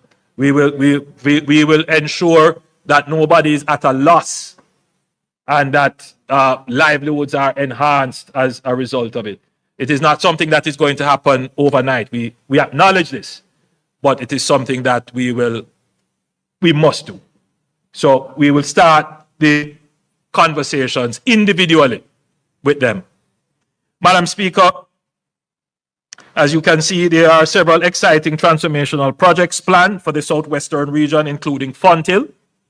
Yes, with its world-class ecotourism potential, Fonthill is down for development. The airport in Little London, which was already announced, that will be brought on to the NARA project sheet, and the new urban center in Negril, that as well will be brought on to the NARA sheet. And I wanted to just draw your attention to the road network. There, the lines in red are showing you new highways and corridors that will be built. One of them will be the extension of the east-west highway from the William Field leg bypassing Spur Tree And then there is another corridor which will not run on the coast, but more inland, but will connect to where the new Black River Urban Center will be. So all of these roads will be under NARA, and they will be started and completed within the next 4 years. In fact, these roads should be completed within the next 3 years. What we learned from the hurricane is that in the immediate few days, we did not have access. The roads were impassable, they were blocked. And, you know, one of the problems was just how the road was built. We had no challenges with the highways. No highway was blocked because these roads were built to different standards, different drainage provisions were made. Now, St. Elizabeth, which didn't have it before, will now have 2 modern highways traversing the parish.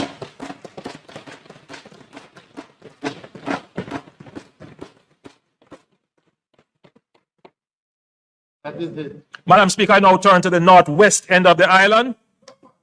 Relax, man.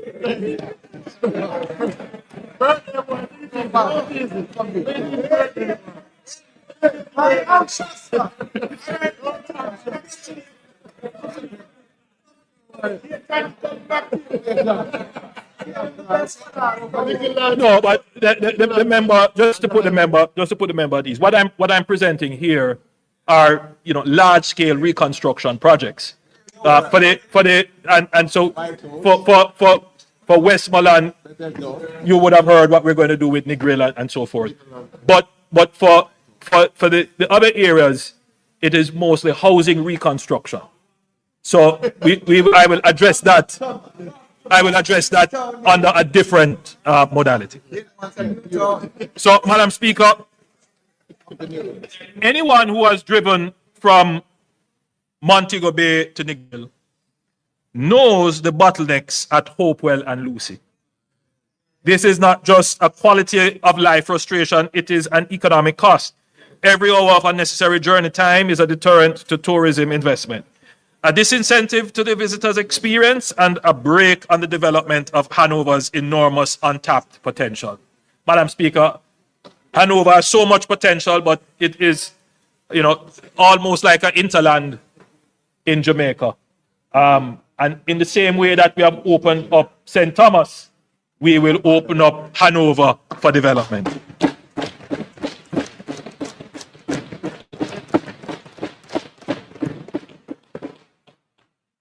The government will advance the Hopewell and Lucy bypass, running through a connection point on the Long Hill bypass, which is already under construction. In St. James, traversing westward with Link Road serving both Hopewell and Lucy before terminating on the westward side of Lucy. The alignment will run approximately 3 kilometers south of the existing coastal road. This will unlock the entire waterfront stretch between Montego Bay and Negril as prime resort lands.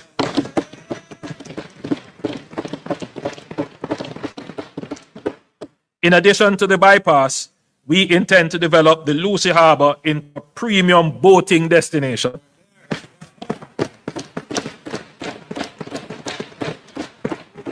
Sheltered from the prevailing winds, with deep natural water and proximity to emerging resorts on that belt between Montego Bay and Negril, Lucy Harbour has every natural attribute required to become a premium boating destination.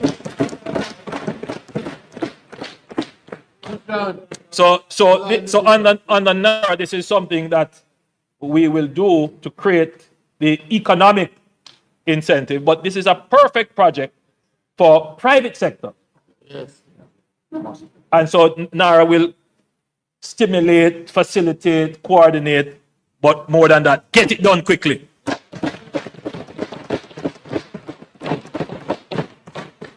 The town of Lucy itself is similarly at risk for storm and wave action. In other words, it faces the same threats as Black River. In fact, probably worse, because Lucy is actually below sea level. So I wish to indicate here that consideration is being given to the eventual construction of a new town center for Lucy when the bypass that we have spoken about is complete.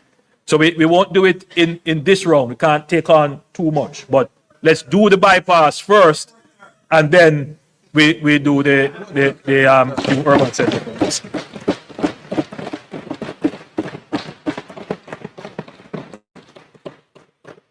Madam Speaker, I want to talk about St. James, Montego Bay in particular. Recently, I was written to by one of the tourism interests in Montego Bay, expressing real concern about the state of the town, how it looks, the collection of garbage, the public facilities that are there, and there's a real concern raised, and I want the tourism community to know that the government hears your cry. We're not just sensitive, we are working to have it addressed. One of the big issues, which I know is a challenge, is the collection of municipal waste, the collection of garbage.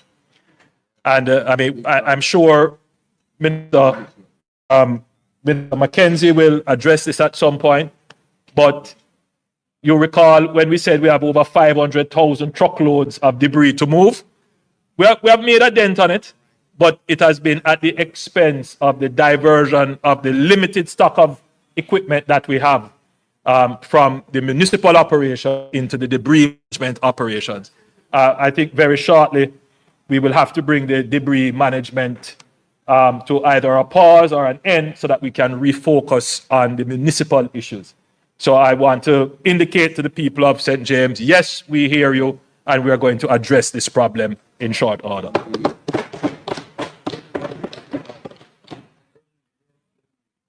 Madam Speaker, Montego Bay is our tourism capital, and it is time we undertook new investments to revitalize and secure its position as the leading destination in the Caribbean. Hurricane Melissa inflicted severe damage across Montego Bay, particularly in the coastal communities of Catherine Hall and West Green and Freeport. The destruction was painful, but it has given us something valuable, a once-in-a-generation opportunity to reimagine this corridor in a way that is bolder and more resilient. But we must first protect the city, which is a key pillar of Jamaica's economy. Montego Bay has long been vulnerable to flooding. Its rivers, when overwhelmed, have repeatedly brought misery to communities. The government will therefore undertake significant investments in river training to contain, manage, and direct floodwaters away from communities and commercial areas and critical infrastructure. The people of West Green and Catherine Hall will be very happy to hear this. And downtown Montego Bay, yes. Madam Speaker, the Montego Bay Freeport, its surrounding areas represent one of the most strategically valuable and scenically spectacular stretches of real estate in the entire Caribbean. It is home to our mixed-use cargo and cruise ship port and the Montego Bay Free Zone, and is flanked by major hotels, premium residential developments, and a forthcoming 28-story mixed-use hotel and residential complex, a powerful signal of the confidence that investors already place in this corridor. At the same time, the soon-to-be completed Montego Bay Perimeter Road is fundamentally reshaping the economic geography of the wider region, opening new corridors and unlocking additional lands for investment that were previously out of reach. Our plan is to gradually relocate the BPO and light industrial activities in the free zone to new purpose-built facilities along the Montego Bay Perimeter Road, catalyzing vibrant economic activity along the emerging corridor while providing modern, world-class, purpose-designed spaces. The thinking and the beauty of this strategy is that this will free up prime waterfront lands on the Freeport Peninsula for their highest and best use. We envision a landmark mixed-use development, commercial, retail, and premium residential, seamlessly woven into the urban fabric of the city. Absolutely. Comparable in ambition and elegance to the celebrated Brickell waterfront in Miami.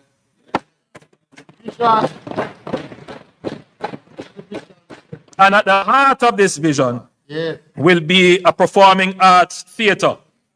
It always is a puzzle to me. Every hotel has to have their own entertainment package. You know, we could invest in developing real premium entertainment if we had a proper performing arts center. You know, we could even invite Broadway to come and have plays there that the tourists would, instead of having to be stuck in the all-inclusives, they have somewhere to go. Locals can have somewhere to go.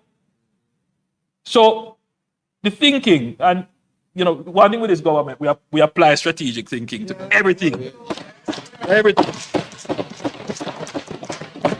So, you know, when the Freeport was developed along the coast, very important that it was actually coastal, so that because it's close to the port as well, because the idea was like manufacturing, you get on a ship and you go. But things have kind of changed a little bit, because most of what the work that the free zone is doing has nothing to do with shipping. We ship it via email. In other words, the Freeport is now doing digital services, BPOs. They don't need to occupy valuable premium port land. So where they need to be is actually beside efficient public transportation. Absolutely. So people can get to work easily. Right now it's chaos to get into the Freeport. Yeah. So just this move is going to increase the efficiency of the town, but increase the value and productivity.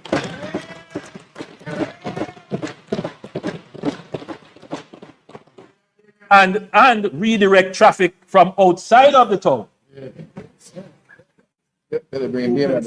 To allow Montego Bay to be able to breathe. Madam Speaker, the vision does not stop at Freeport. What we are proposing is the transformation of the entire coastal corridor, from the Freeport sweeping eastward to Harmony Beach Park, along the waterfront, and all the way to the iconic Hip Strip. This breathtaking stretch of Caribbean coastline will be unified into one seamless, world-class leisure, entertainment, and shopping corridor. The top road. Minister, what's the proper name of the top road? The Queen's Drive. Top road is like. The president of Montego Bay. Top road, as we all know it. Very, very few people know it as Queen's Drive. The top road will be dualized, and it's a very important point. The top road will be dualized to handle traffic efficiently, while the bottom road will be progressively pedestrianized.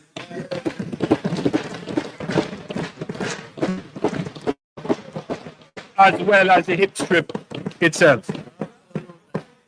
The result will be a walkable waterfront of rarity and vitality, connecting the cruise ship port to all the way to Harmony Beach Park and Doctor's Cave Beach, and every restaurant, bar, gallery, and shop along the Hip Strip. It's always an appointment, you know. We have a all-inclusive culture. We call it the all-inclusive. But really, if you think about it, it's really all-exclusive.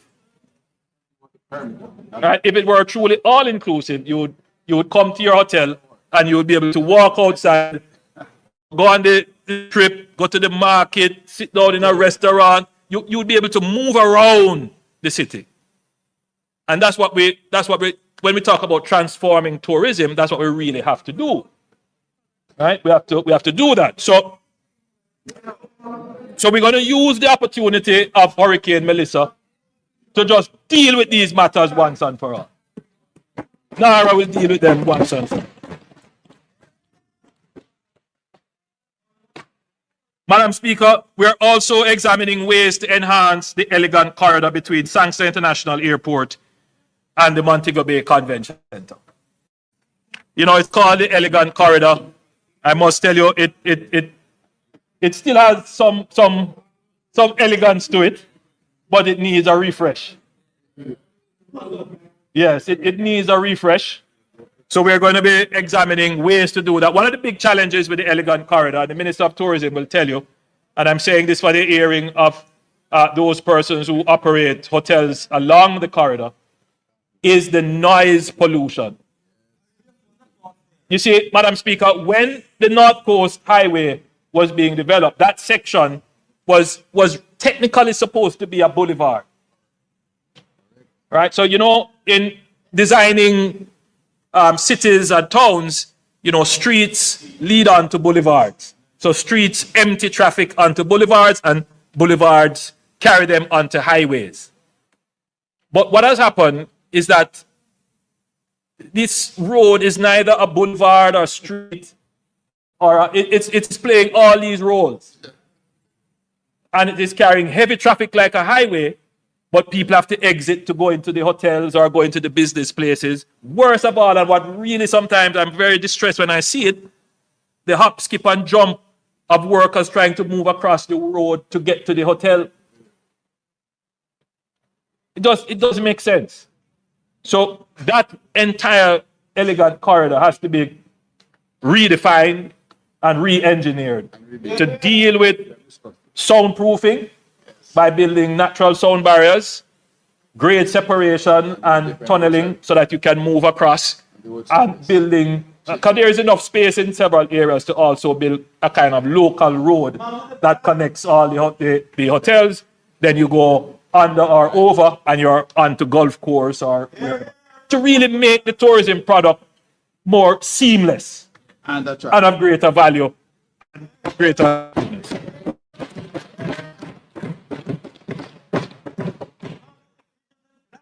Yeah. Madam Speaker, Black River, Madam Speaker, like Black River, Falmouth is a case study in the existential vulnerability of low-lying coastal communities to the intensifying impacts of climate change. The flooding of the town, the failure of its drainage infrastructure, and the severing of its road connections during Hurricane Melissa were not random misfortunes. They were the predictable consequences of a town whose layout, institutions, and infrastructure were simply never designed for the climate realities we face today. We cannot simply rebuild what was there. We must fundamentally reorganize Falmouth. Yeah.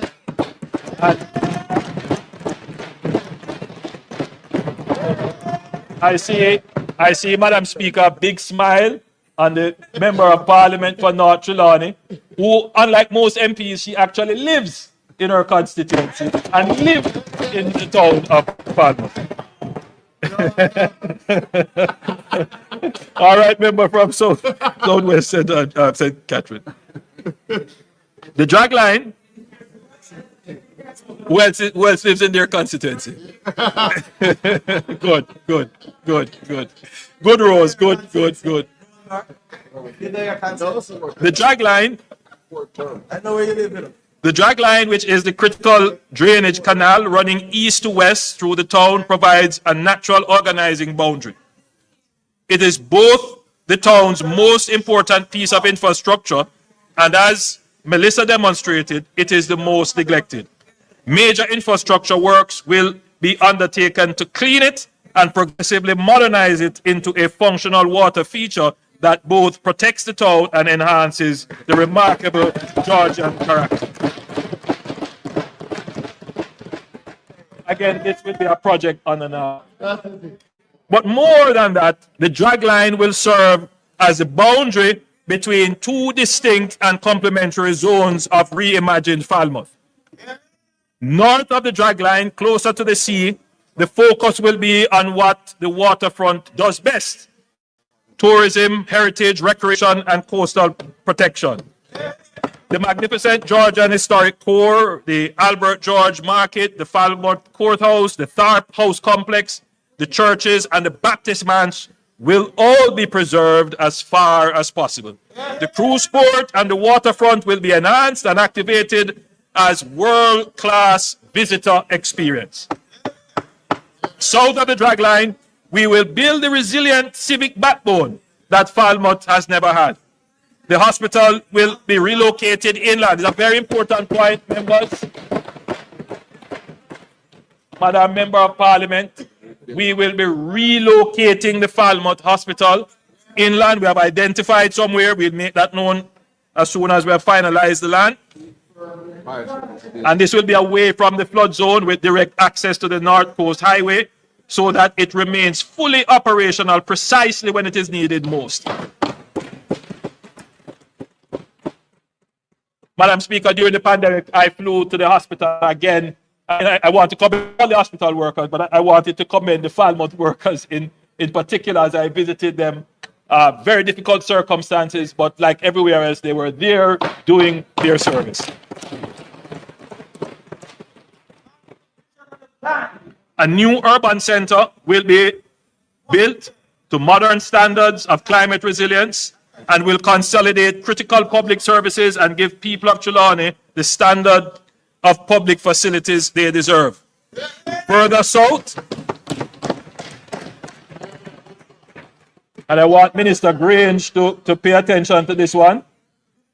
Further south, anchored by the Trelawney Multipurpose Stadium at Florence Hall, we will finally deliver on the promise this facility has always held. We will be developing the area into a world-class sports center for sports training, major events, and sports tourism.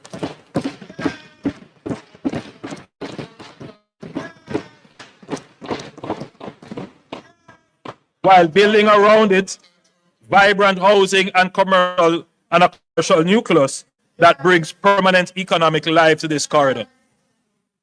Madam Speaker, we have had several proposals to use the Trelawney Stadium, but the government was never fully in a position because, Madam Speaker, to convert this into a sports tourism entity would require not just the facility. We would have to put in place infrastructure, water, proximity to working and resilient health facilities, proper housing, all the things that would be required to make such a facility work. So we were never in a position then to do it. But today, Madam Speaker, we are bringing all the infrastructure. We are bringing all the infrastructure together. So this can actually now become a center of economic activity in sports.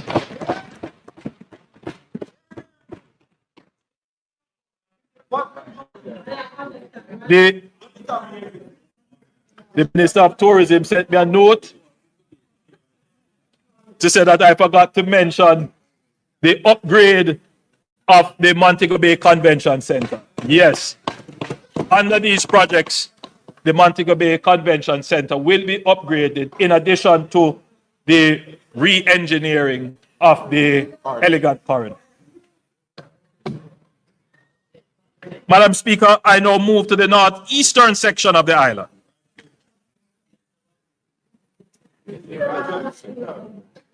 Madam Speaker, the North Coast Corridor and the Draxall and Miami Bay stretch in particular has become one of the most rapidly developing commercial zones in Jamaica. New businesses, new housing developments, new hospitality enterprises, and new entrepreneurial energy have concentrated in this corridor with remarkable momentum. The government wants to support and deepen that energy, not for it to be strangled by the congestion, but for it to be able to properly carry the traffic load of the area.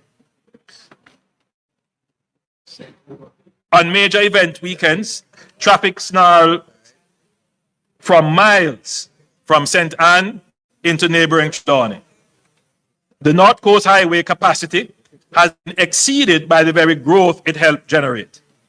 And attempting to upgrade a heavily used roadway while traffic is still flowing through it, as we learned from the South Coast Highway Improvement Project, causes disruption and dislocation that simply cannot be absorbed by communities and businesses that depend on the corridor for their livelihoods.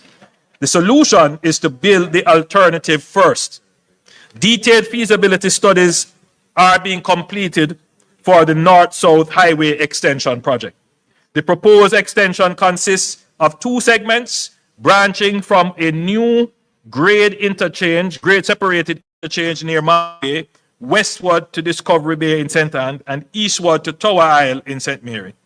Together, these extensions will create a high-speed tolled alternative to the existing North Coast Road, diverting through traffic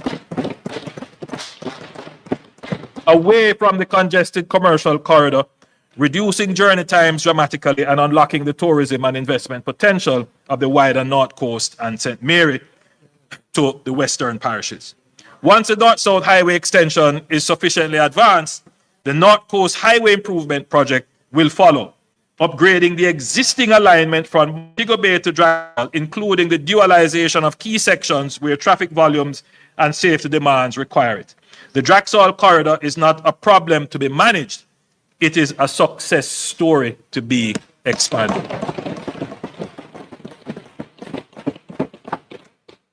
With this investment, we give it the infrastructure it deserves, and we unlock the next chapter of growth along Jamaica's most visited coastline. Madam Speaker, I now turn to the eastern end of the island, Port Antonio.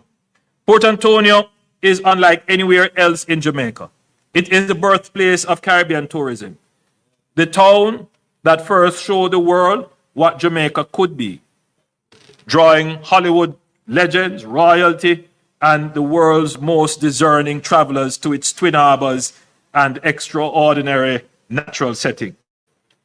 It deserves a future worthy of that legacy.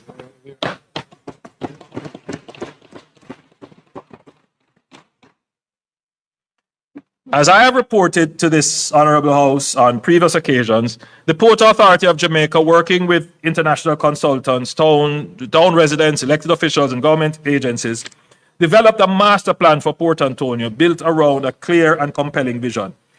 A high-value, low-density tourism destination that preserves the unique history and character of this irreplaceable town while unlocking its enormous unrealized potential. We are now moving from planning to delivery, starting with the Port Antonio bypass. Madam Speaker, sometimes, I'm doing this now 11 times and going through all the projects and the plans. I can just imagine that the people listening might say, but you said this already, or here goes another plan. But the beautiful thing is that having seen these plans from conception to inception, it is just an amazing feeling. So I recall when we were doing the discussion about how are we going to develop this beautiful asset of Port Antonio. And we recall that when the sewer lines were being put in, I believe by the position at the time was government, the chaos it created in the town. We got the money. Well, yes, we got the money, but they implemented. Right. So, but it was chaos in the town, just to put in the sewer lines. And so the thought was, if we can't do any further development in the town, because the development itself may kill the town. So what we have to do first is to do the bypass. We have to create an alternative so that traffic can flow whilst we do, because of the significant development. So we are done the project, and Madam Speaker, and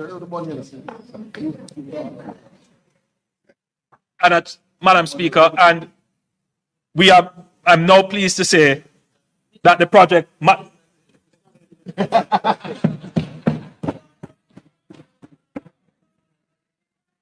is man, woman is woman.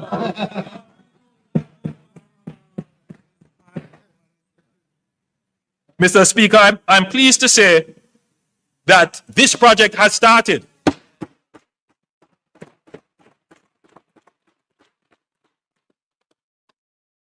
This is an $81 million project, and it is an essential precondition for everything else the master plan will seek to achieve. This 18-kilometer corridor will be delivered in 2 phases. The first spanning Norwich to Turkle Crawl Harbour, and then 7 kilometers of 4-lane roadway, new bridges and upgraded drainage, built inland and elevated to protect against storm surges and coastal erosion. By diverting through traffic away from the historic town centre, the bypass will give Port Antonio the space it needs to become the premium destination the master plan envisions. Beyond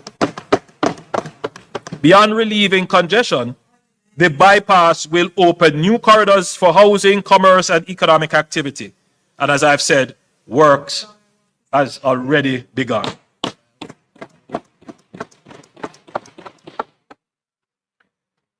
The broader master plan will deliver 4 transformational elements: a new cruise terminal in the East Harbour, paired with high-end hotels and villas on the Folly Lands, which will establish Port Antonio as a premium cruise destination unlike any other in the region, intimate, authentic, and famed by some of the most spectacular scenery in the Caribbean. The cricket grounds will be enhanced into a modern multipurpose sports and entertainment amphitheatre, activating this underutilized asset and bringing major events to Portland for the first time. A new pedestrian promenade along the shoreline will connect the east and west harbors, transforming the waterfront into a continuous walkable space for residents and visitors alike. And a new public park will give the people of Portland a world-class recreational amenity on their doorsteps. Madam Speaker, just to be clear, these pictures that you are seeing are not just, promotional rendering. Actual architectural design work has gone into this.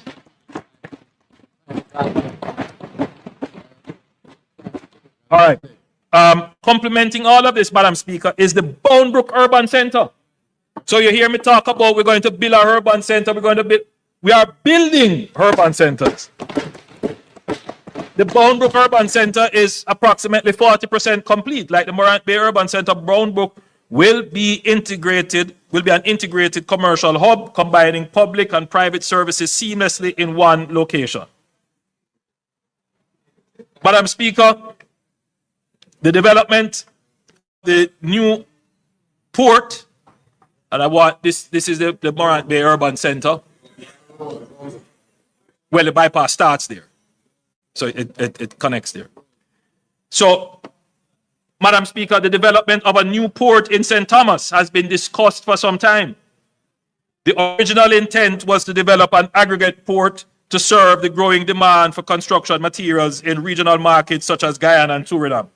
However, Hurricane Melissa fundamentally expanded our thinking. Hurricane Melissa served as a stark reminder of the vulnerability of Jamaica's southern coastal line and the existential threat that a direct strike on Kingston would pose to the port of Kingston, and by extension to the nation's ability to recover from any such disaster. As a result, the government will now not only develop an aggregate port for export, but one with capacity for mixed usage, such as the Reynolds Pier in St. Anne. This port will serve as a critical backup to the port of Kingston in the event of a major disaster, while simultaneously driving economic growth and creating much needed employment opportunities for the people of St. Thomas.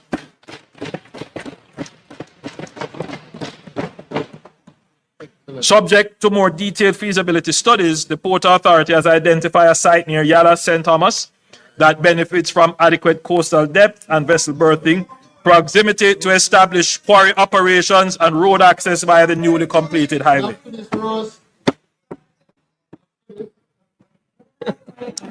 Madam Speaker, the Port of Kingston is now one of the fastest growing ports in the entire hemisphere, and we are determined to ensure that our infrastructure keeps pace with that growth. We are undertaking a series of transformational projects that together will create the largest concentration of near-port logistic lands anywhere in the Caribbean. The first of these is the $80 million Westland project, already underway, which will add 15 acres to the Kingston Freeport Terminal, increasing cargo storage capacity by more than 25%. The second involves the realignment of Marcus Garvey Drive to the northeast of Tinsonpen and the incorporation of the Tinsonpen lands into an expanded near-port corridor.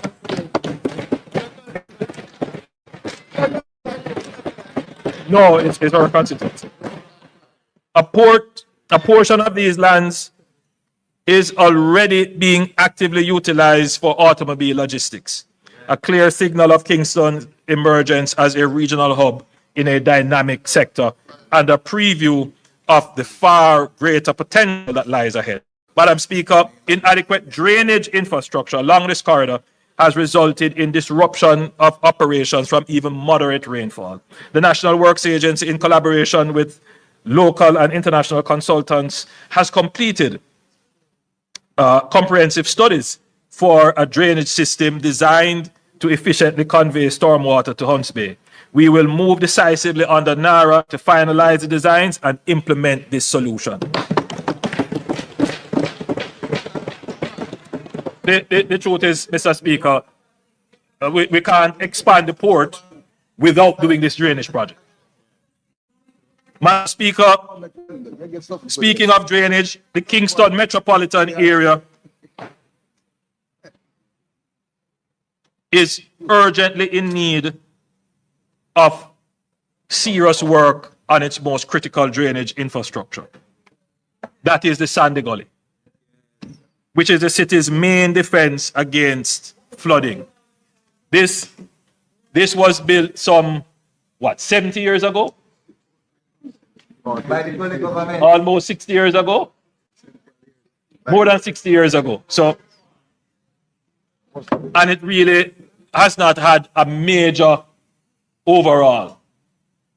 And just to explain to the country how that drain works and why we need the drain.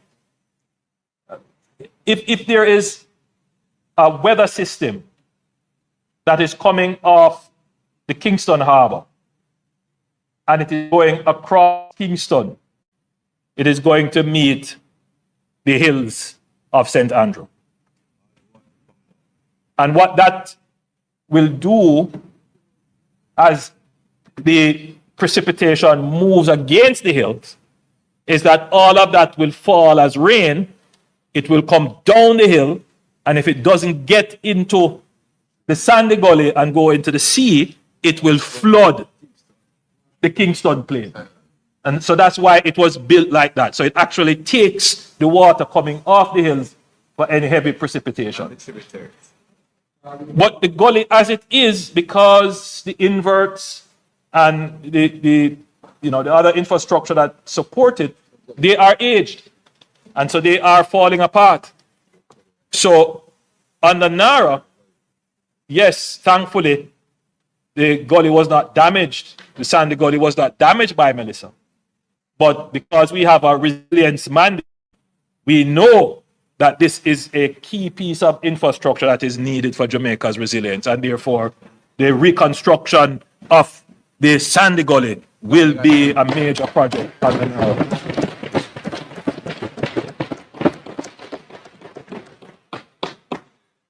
Anchoring the entire logistics ecosystem is the Caymanas Special Economic Zone, Jamaica's flagship logistics project. The Caymanas Special Economic Zone is designed to complete Jamaica's transition from a transshipment hub to a fully fledged logistics center for the region and beyond. The first phase will be developed over 4 years at a cost of $8 billion, covering 200 acres of the 700-acre property, generating hundreds of direct and indirect jobs during construction alone. Taken together, the Westland, Tinson Pen, and the Cayman Special Economic Zone project, which has started. These three investments will assemble the largest block of near-port logistic lands in the region, placing Jamaica firmly on the pathway for fulfilling our national ambition of becoming the fourth global node in logistics alongside Singapore, Dubai, and Rotterdam. Madam Speaker, these are the exact words that were said by the former Minister of Industry and Commerce, who is now the Member of Parliament for Western St. Andrew, which shows that, and he knows, I've always, where credit is due, give credit. You don't have to originate all the ideas, right? The brain is not all in one head. And how I see myself, yes, I like to think myself as a great thinker and conceptualizer, but I prefer to be thought of as the great builder, the one who does it.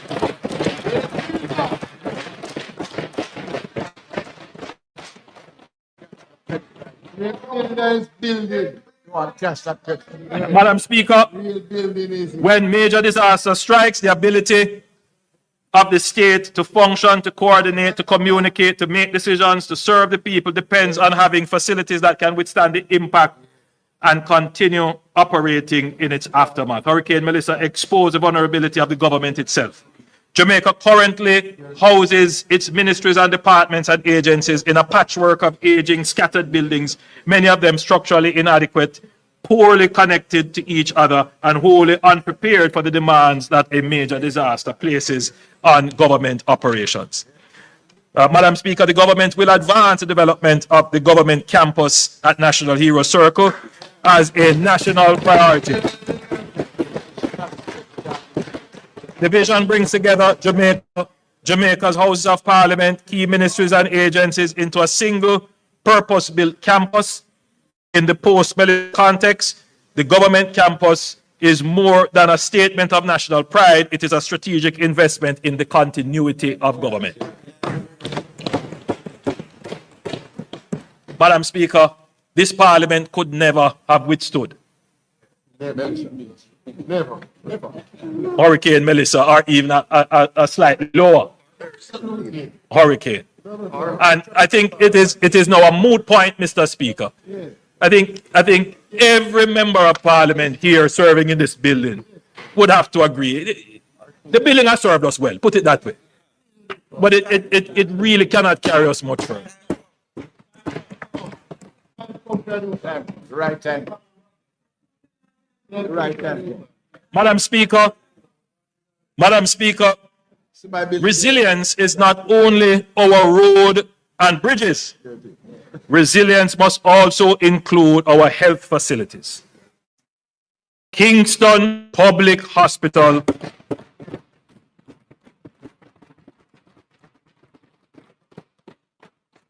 has a historic and venerated